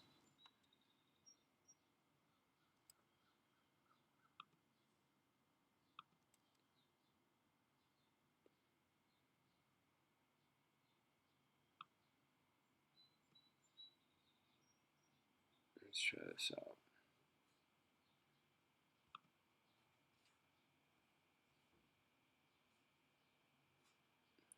I just checked the analytics quickly, and we have 42 viewers still. I'm pleasantly surprised and impressed because this has been a really long stream so far. So, um, okay, I get Patrick says I get the 502 without the node server, so that should work. Okay, so that's what I want. So it I don't think I explained what I was just talking about properly. So I was kind of thinking out loud. So basically, in the documentation for DigitalOcean, to test this, they recommend just stopping Nginx to test. But that's not what will happen. Like for me, for this site, I'm not. I don't completely stop Nginx when I update the site. It stays running. What I do stop temporarily is the node server. So what I want to happen is if Nginx is still running on a droplet, but the node server is down, I want the load balancer to go to the other server that has everything still up and running. So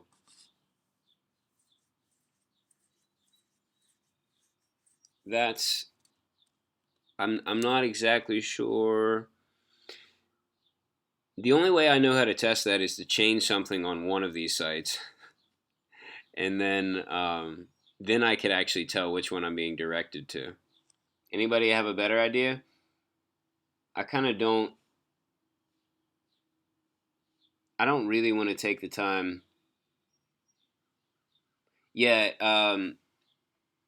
uh, Trollman, or I assume it's Trollman, is says HTTPS is not working. So yeah, that's fine. I didn't set up the HTTPS.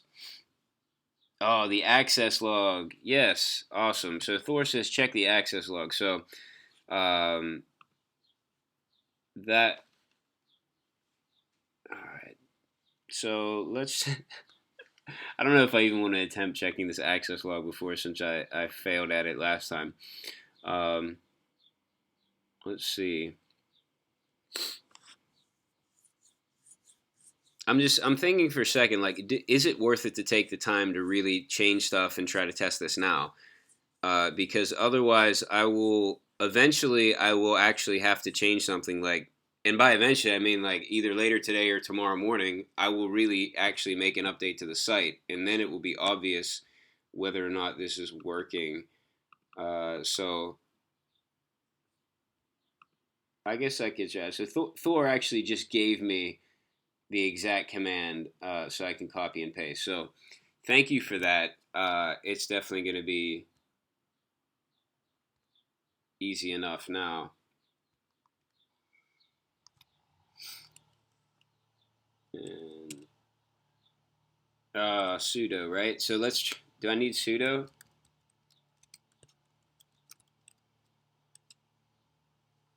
Nice.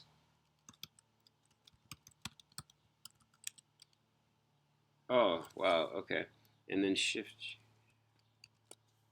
Okay.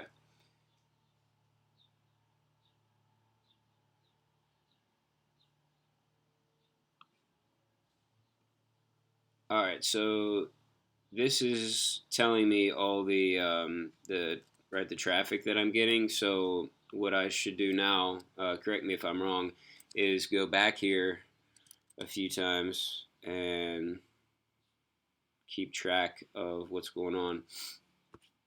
So let me make sure I know what this last one is. Okay, so 1958:45. So I'm gonna go to this site a few times.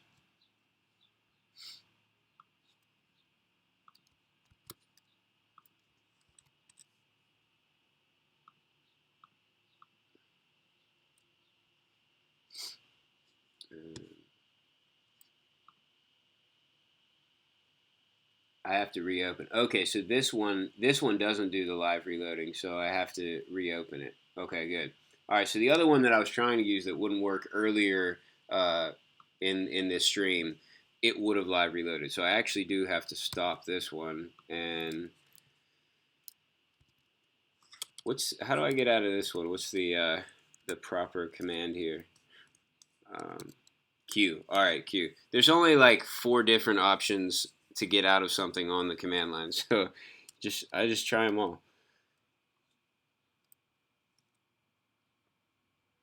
Okay, so let's just try this again, and what was that? Command G, was that it, or Shift G? Okay.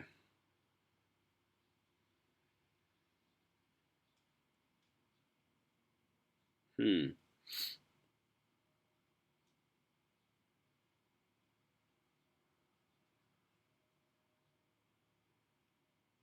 Okay, so some stuff was definitely happening. We're definitely getting some traffic. Now I know it's every 10 seconds it's going to be sending checks. So I'm assuming most of these are probably those 10-second checks, right? Because these are all 10-second intervals.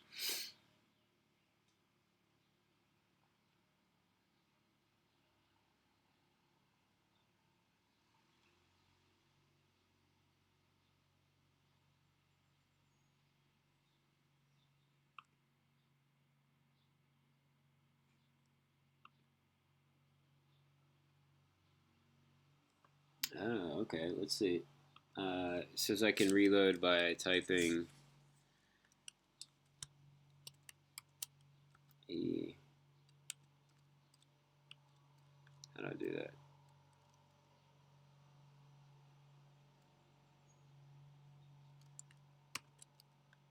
So I press that and I just type E and then enter. Is that? It didn't seem to do anything for me. Maybe I'm doing it wrong. I got a suggestion to try to refresh this. It doesn't look like it's working. Yeah. Let's shoot. I tell you what.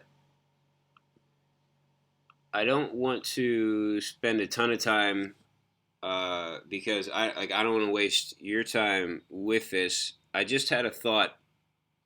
Let's just say that this doesn't work, and in fact, Nginx itself has to be down for the load balancing to work properly and recognize that the server's down. That's not necessarily a big deal. When I go to update, I just have like a string of update commands anyway, like that I copy and paste in. I can just add to that to stop Nginx temporarily, so that that stops as well. Everything gets updated and then it restarts as the last thing. And so if worst comes to worst and it doesn't work like I want it to, I can just stop Nginx at the same time, and it doesn't really matter. So since I'm having trouble with this, I'm sure that you all um, could probably figure out. Probably on innocent LS. Oh, you get the enter name on this file. Oh, okay, actually, I'm gonna try one more thing because I had something in. So it's. Hold on. I think what goes in there. No, what did I do? Shoot, I hit the wrong file.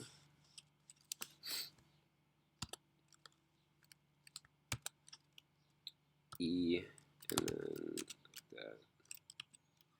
Okay, awesome. So that actually works. So here's a cool trick. This does not live reload if you use left to access this, but if you see what I just did, I typed in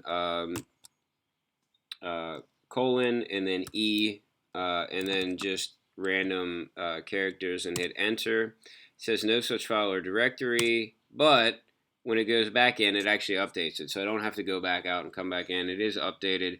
And I think we're getting the same thing here, which is basically 10-second intervals, which makes sense because it's set to check at 10 seconds. So these are not like people checking this, obviously. Uh, we wouldn't have such nice intervals. So I'm going to assume, and this isn't, I don't think this is like a decisive test, but I think it's at least somewhat safe to assume that the traffic is not coming from outside yet, and that this is all just coming from our load balancer. So that's at this point in the process. That's okay for me. Okay. Um, let's see. Is it per 80? Is that it? Sorry, I can't. I have the live chat up on my one of my old monitors. That's the resolution is low, so the text is kind of weirdly squished together. But so I having trouble reading that name. But somebody in the live chat just said, "Isn't tail-f more useful?" It definitely is more useful, but for some reason it's not working. And I say I've never used it, but based on what you all have said, it would be more useful, definitely. So. All right, so let me get out of here, and let's just go on with what we need to do here. Um, I'm skipping down. If you're following along, I'm skipping down because some of these are just basic Nginx commands that we don't even need. We don't need right now. It doesn't necessarily have anything to do with load balancing. So I'm on step 5. Doesn't matter. Basic stuff. Okay, so actually we've completed the entire guide on. No, shoot, I was on the wrong guide, wasn't I? Sorry, sorry. That seemed too easy. Okay. Um, where's that at? Actually, we did, yeah. So we completed both guides. I had two guides open up at the same time. One was a guide that was just on Nginx. The other was on load balancing, but also using Nginx on the servers. So I was switching back and forth between the two. That's why I was confused for a second. But basically, um, we've gone through step 3. We've pretty much kind of tested it, right? I'm not like I'm maybe like 90% sure that it's working the way that I want it to work, and I'll have confirmation soon about that. I'm going to test failover.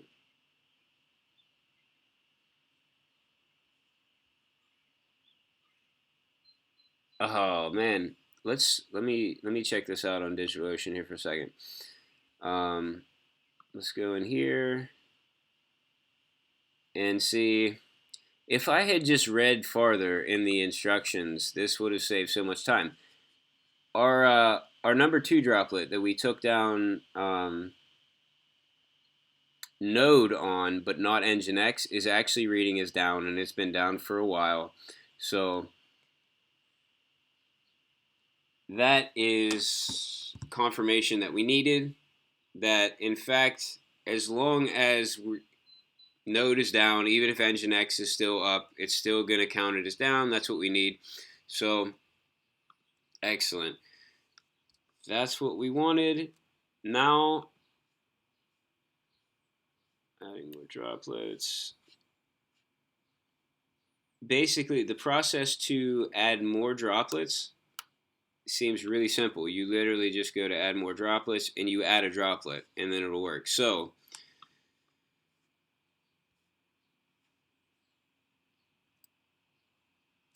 the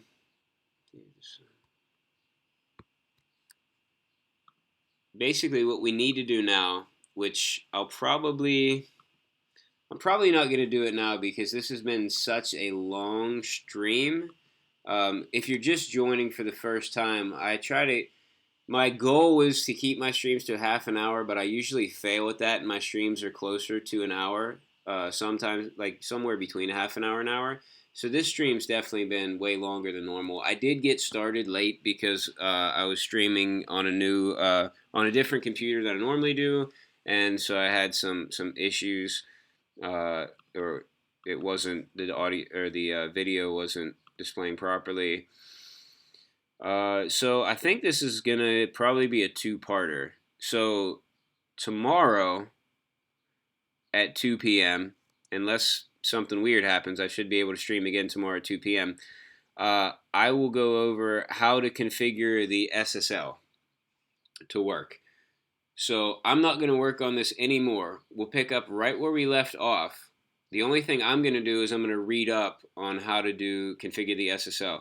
So at the bottom of the instructions that we've been going through that I have linked in the description, it actually has links to configuring your SSL so that there can, we can have encryption like we need to. So I don't know. Does that sound like a plan? Uh, I had hoped to get through everything. I thought that was kind of ambitious since I've never done it before, so I really didn't have a way to tell how long it was going to be. So, all right. So it seems like this worked. I'm right now. I'm going to go through the live chat quickly just to see if anybody had any questions that I missed, and after that, then I'm gonna end the chat and or the live stream, and I'll be back tomorrow. So if you're just here for the actual, the demo of doing this, then and you don't care to stay around for the questions, then thanks for watching, and join me again tomorrow to see the rest of it, or some other day, 2 p.m. Eastern time, Monday through Friday. Otherwise, if you want to stick around, or if you have any questions, put them in the live chat now. I'll try to get to them. If you can't stick around but you still want to ask a question, you can put it in the comments to this video, or you can direct message me on Twitter, and I'll try to get you an answer as soon as I can. Okay, so I'm just kind of scrolling through here, the live chat, and there's a lot, so I'm going to be scrolling through quickly. So there's a good chance I might miss something. I apologize in advance if I missed your question.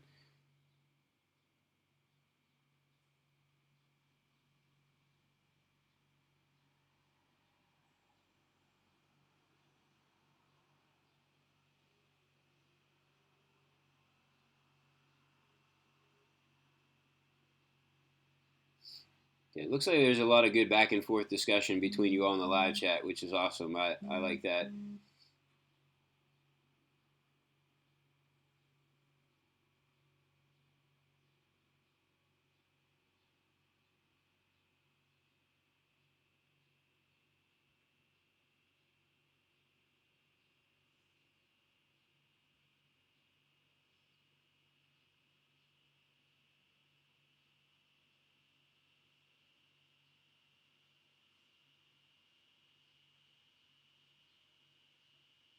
Okay. I'm just gonna read this comment because it's a nice positive comment.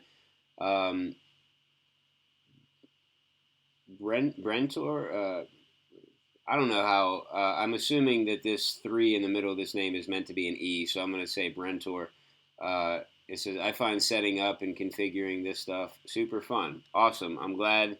I'm glad you do. The last time I did something like this, I think I did have some comments that like it was boring or something. I don't know if it was as harsh as that, but uh, some people I think were expecting more of like CSS, JavaScript stuff, and we were doing a lot of just command line things. So I'm glad you enjoyed it.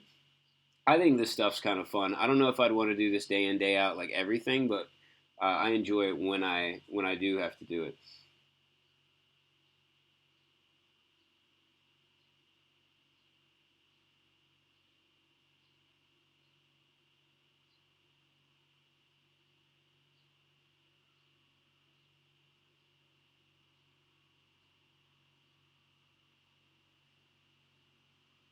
Sean commented, "This is a really interesting video. Glad to be able to see this being done for if I ever need to set up myself."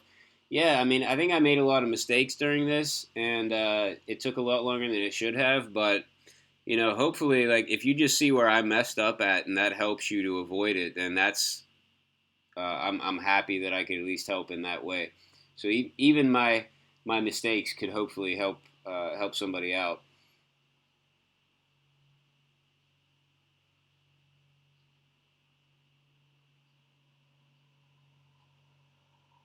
Okay, we have another continuous integration solution here that's mentioned is Travis. So I mentioned a few other ones earlier on. I'd asked everyone in the live chat to if they're using continuous integration, how are they doing it? What are they using? So I didn't mention Travis before. Thor mentioned Travis.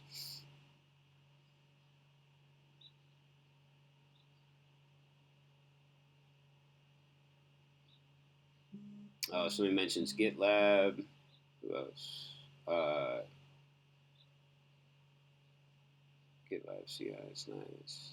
So that's that QNOOX. I'm gonna call you QNukes because it's easier than spelling the name out. So QNukes mentions GitLab is nice for continuous integration.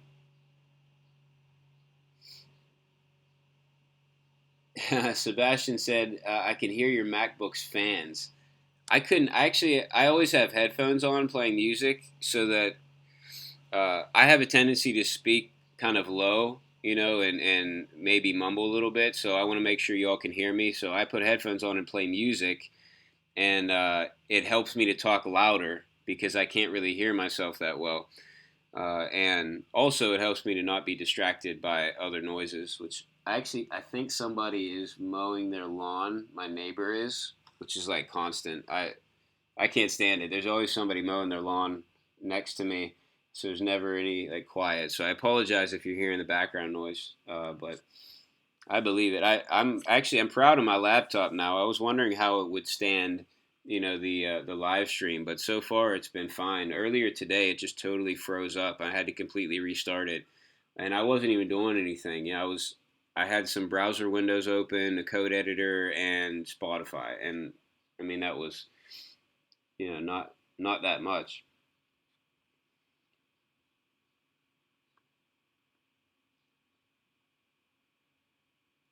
Zach asks, "Is DigitalOcean similar to Heroku, Firebase, or AWS?" And Zach also got lots of answers there.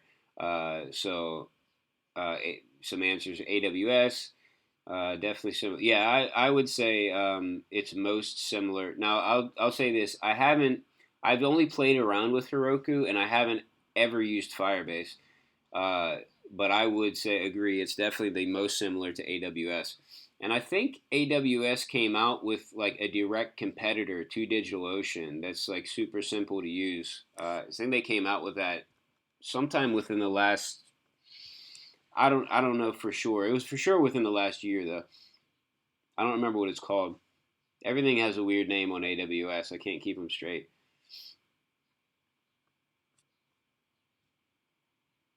Uh, Jose asks, When deploying updates to production, what's the best tool pushing code to multiple servers?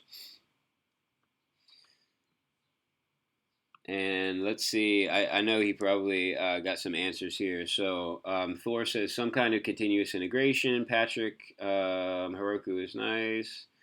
Um, oh shoot, Thor said my voice was gone. Hopefully it wasn't. It didn't go out for too long. I haven't been paying attention to the stream health, so I apologize. Hopefully it didn't cut out. Um, didn't cut out at all. Hopefully, or at least not too much. Um, yeah, I think Jose, when deploying updates to production for multiple servers, I don't know what I'm going to use now that I do have multiple servers that need to be like mirrored and have the same thing. So I'm still thinking about what I'm going to use. At this point right now, my process for updating this server, this droplet on DigitalOcean, is to actually use SSH to go into the server, and then I do a git pull, and then I rebuild the app, and I start it again. So I would love to be able to have a more automated way to do that. Like, let's say every time I push code to GitHub on the master branch, it automatically does all that. I think that is possible. I just don't know how to do it. So if anybody knows how to do something like that, or knows of like a totally different solution that would be even better, let me know, please. That I would like to know. So I'm still kind of trying to figure that out myself.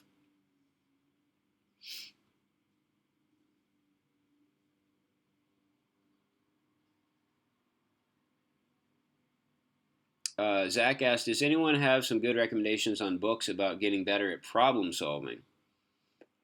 Um, hmm. I'm not sure about problem solving in general. I mean, because I guess that doesn't even have to be related to coding at all. I don't know of anything off the top of my head for problem solving. If you want something that's more coding related, I would say like a book that has like challenges for you, maybe like algorithm challenges or things, will force you to solve problems. So the more you do that, the better you'll get. Now, there's probably a resource out there. I don't necessarily know about it, but I assume there's a resource out there that will teach you techniques for problem solving, like how do you actually approach an algorithm that you've never solved before, like a challenge, um, what steps do you take to break that down and to solve it faster? I know that exists. I've read articles about stuff like that before. I don't know a really good book about that to recommend to you, but hopefully maybe somebody else in the live chat has mentioned something. Okay, there's a good conversation here about different languages for beginners and things. So um, I'm kind of skipping over it though, but it seems like the basic consensus is, lower level languages are nice to start out and teach you basic concepts, and then you can move on to higher level languages and they feel easy. That's kind of my thing. Like when you look at a language like C, you really like start to appreciate some of the things that are just done for you in like JavaScript. Like, oh, I don't have to like say what kind of variable this is. I can just say it's a variable and it just happens. Like I don't have to declare that it's a string or it's um, all the different. I mean, C you even have to. There are like several different types if you want to use a number that's bigger. I think they call it a double. I don't remember for sure, but I agree with that definitely. You will appreciate more kind of modern languages if you do learn some of the older ones.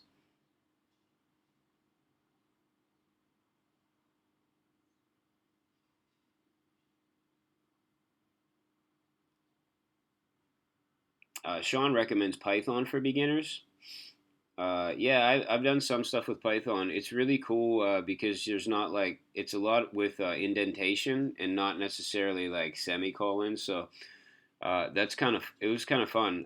Python syntax is like so easy to type. I was able to do Python algorithm challenges on my phone on the regular keyboard, and it wasn't annoying because I didn't have to add all these special characters that I would normally have to add, like let's say if I were doing JavaScript. So I thought that was really cool.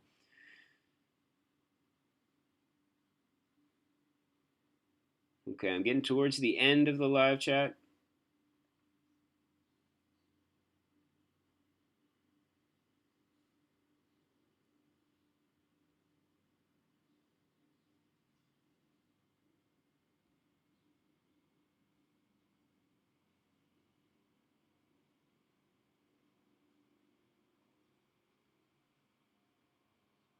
Okay, there's a lot of chat about how I couldn't get the command to work for less, and so I'm kind of skipping through that.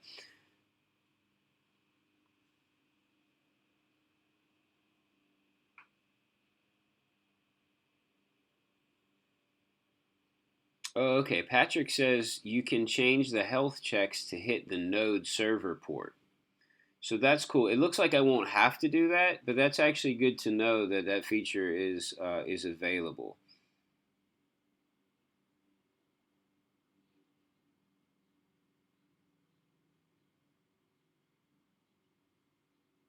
Um, Bosun, it's Bosun. So sorry if I mispronounced that. Let me know if I did and how to pronounce it correctly, and I will pronounce it correctly next time. But Bosun says, "Nice to be part of this. Really very insightful discussions on here."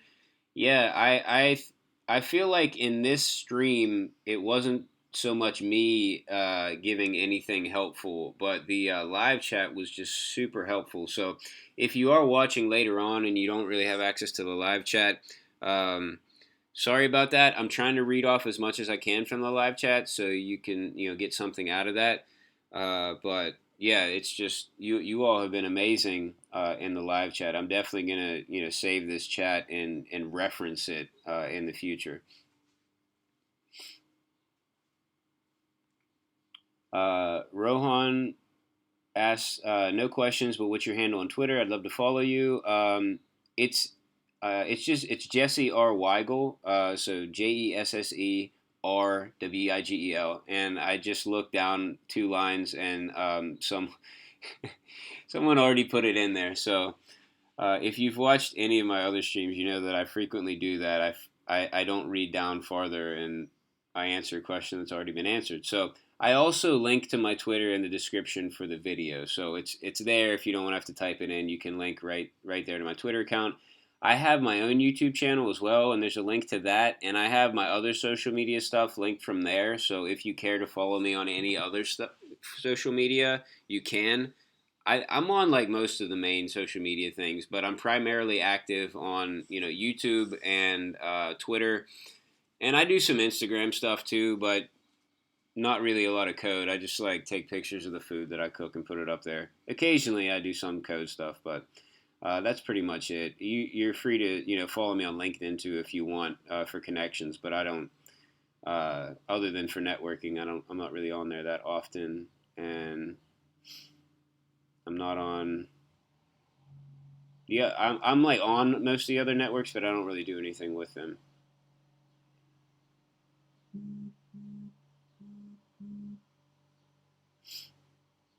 All right, cool. Thor. It looks like Thor followed me. So everybody who's following me on either my YouTube channel or Twitter or anything else, thank you. Thanks for following. I don't get any money off of subscribers or followers or anything like that, but I just really appreciate that you care enough to want to know what's when I'm streaming and what's going on, and you've been helping me out. So I really appreciate that.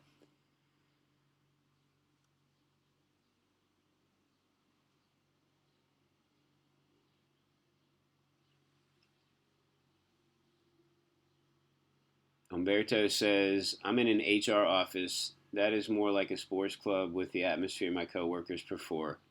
I miss my cave. Yeah, I understand that. When I'm I'm at home today, so it's a different atmosphere than I'm used to. And actually, my wife took the kids to their grandparents' house, and she took one of my daughters out to lunch with her, and the other one's with their grandparents. So normally my house would be super noisy because I have four kids and they're all under 8 years old. But right now it's actually pretty quiet, other than the lawnmowers.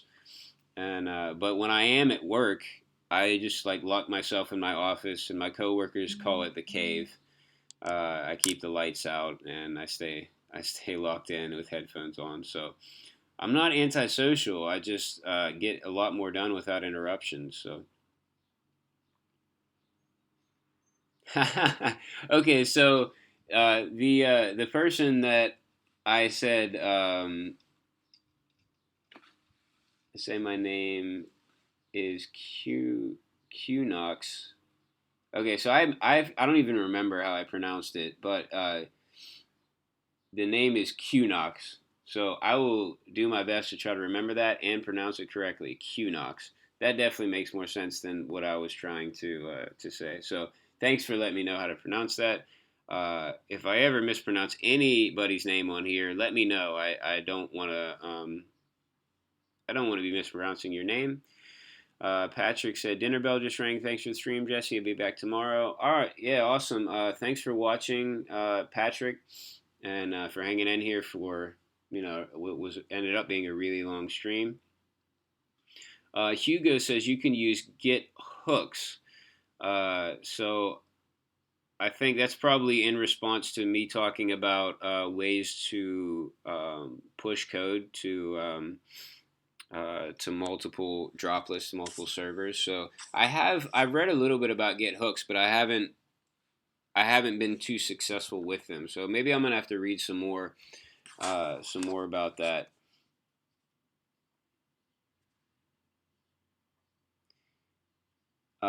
Sean asks, any good lists of programming problems to try in any language? Actually, I can't remember offhand what I've seen, but I definitely have seen some websites that have programming problems. Like there's a site called HackerRank that does a lot of like programming competitions. I subscribe to a newsletter that gives me a new programming algorithm. Like I don't know if it's once a week or once a day or something, but um, maybe I'll do a video about that. That sounds like a really good topic. So I'm gonna make a note about that actually right now. I keep a I keep a list of topics that you all have either requested or I kind of noticed that a lot of people ask about in the live chat to do videos on. So I hope to be doing some videos and putting them on my YouTube channel very soon.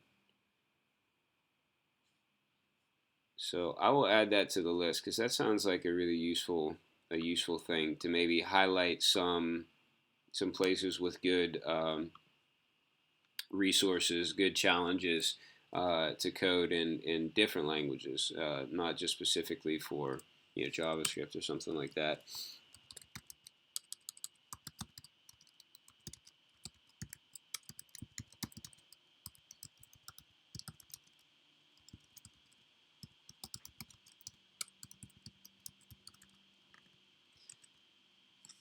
Okay. All right, let me get through almost to the very end here of the live chat. Qnox says you can use a script that SSH into all servers and pulls and restarts. Not best practice, but a good start. Okay, yeah. I had never thought about that, but you're right. Yeah, that might be a good like kind of thing to use before I can really figure out what how I want to do like a more permanent solution. So um, okay, Thor says Ansible can do that. Okay, yeah, I noticed Patrick did mention Ansible. I forgot to say that. So I haven't done anything with Ansible other than I know that I've heard the name before, but I haven't done anything with that. So I'll have to check that out. Um, let's see. In response to Sean's question about lists of programming problems, Thor recommends exorcism. Yeah, is that? exorcism.io. Yeah, for some reason it looked weird to me, like it was spelled differently, but I think it's exorcism.io. So that's a funny name, but or Advent of Code. Thor says Advent of Code is for more advanced things, but it has a nice story around it.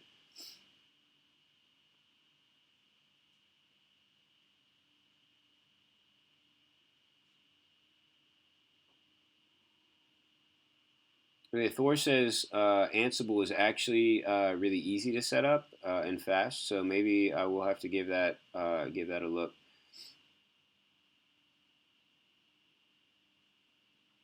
Oh yeah, QNox says it can do it via stream, and you all can help me. I didn't think about that, but that would make for a good stream, and I would appreciate the help. So maybe I'll have to remember that when I do try to set up something there to update or some type of continuous integration thing. I'll stream it.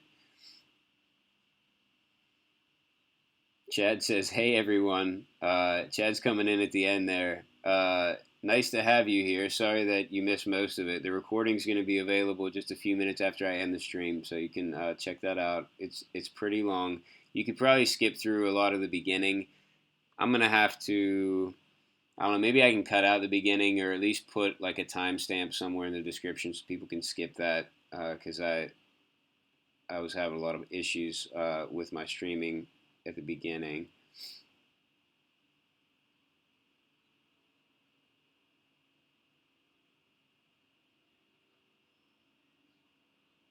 Oh, cool. Thor just follows me everywhere. So awesome. Rohan followed as well. Okay, Rohan says hacker rank is good, and Project Euler, I don't know exactly how to say that. Are great. Actually, I did hear of Project Euler. I've heard of that before.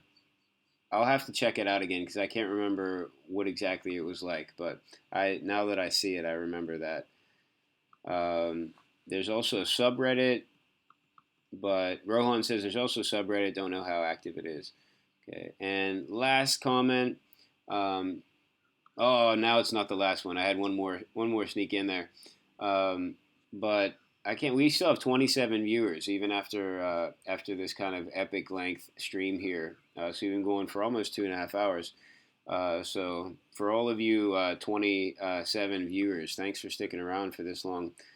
So Hugo says for computer programming challenges, Project Euler is good, and then URI Online Judge. I've never heard of that one, so you can check that.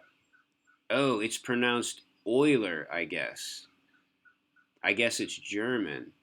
Oh, okay. Euler. Okay, cool. Yeah, I'm not. My German pronunciation is not super great. I didn't realize that was a German word. My last name is German, so I know how to pronounce that. But um, other than that, I'm not. I did attempt to learn German at one time, but I always try to learn a speaking language, like French or Italian and German or something, and I never get past like the basics. So. Um, oh, awesome. Thor is from Germany, so cool. Yeah, my ancestors at some point were from Germany, but they moved to the United States before it was actually called the United States. So they've been over here for a long time. So that's cool though. I like that people from all over the world watch this. I think that's really awesome. Um, All right, so that's it. That's the end of the live chat. So hopefully I covered all the questions, and I'll be back tomorrow. I'll probably be streaming from home again, so hopefully I won't have the same technical issues, and maybe I can do some testing earlier on and get that all worked out. Um, but I really appreciate all the help you gave me. This has been amazing. It would have taken me so much longer to get through all this without you. So it already took longer than I thought it would. But it really would have, I probably would have been lost at some point. So thank you so much. And I hope you all got something out of this as well. And Thor says, thanks for the stream. You're welcome. Yeah, and so everybody, thanks for watching. And I'll be back tomorrow at 2 p.m. Eastern Time. I'll be streaming again, and we'll be setting up the SSL to work and actually making this load balancer go live on the real live site. So let me. I can't find the window to stop the stream. I have too many windows open. So have a great day. And it looks like there are people still going on the live chat. So I don't know how long the live chat stays open, but for as long as it stays open, feel free to keep it up and talk to each other. But I really appreciate everybody watching. I'll be back tomorrow. Have a great day. Thanks.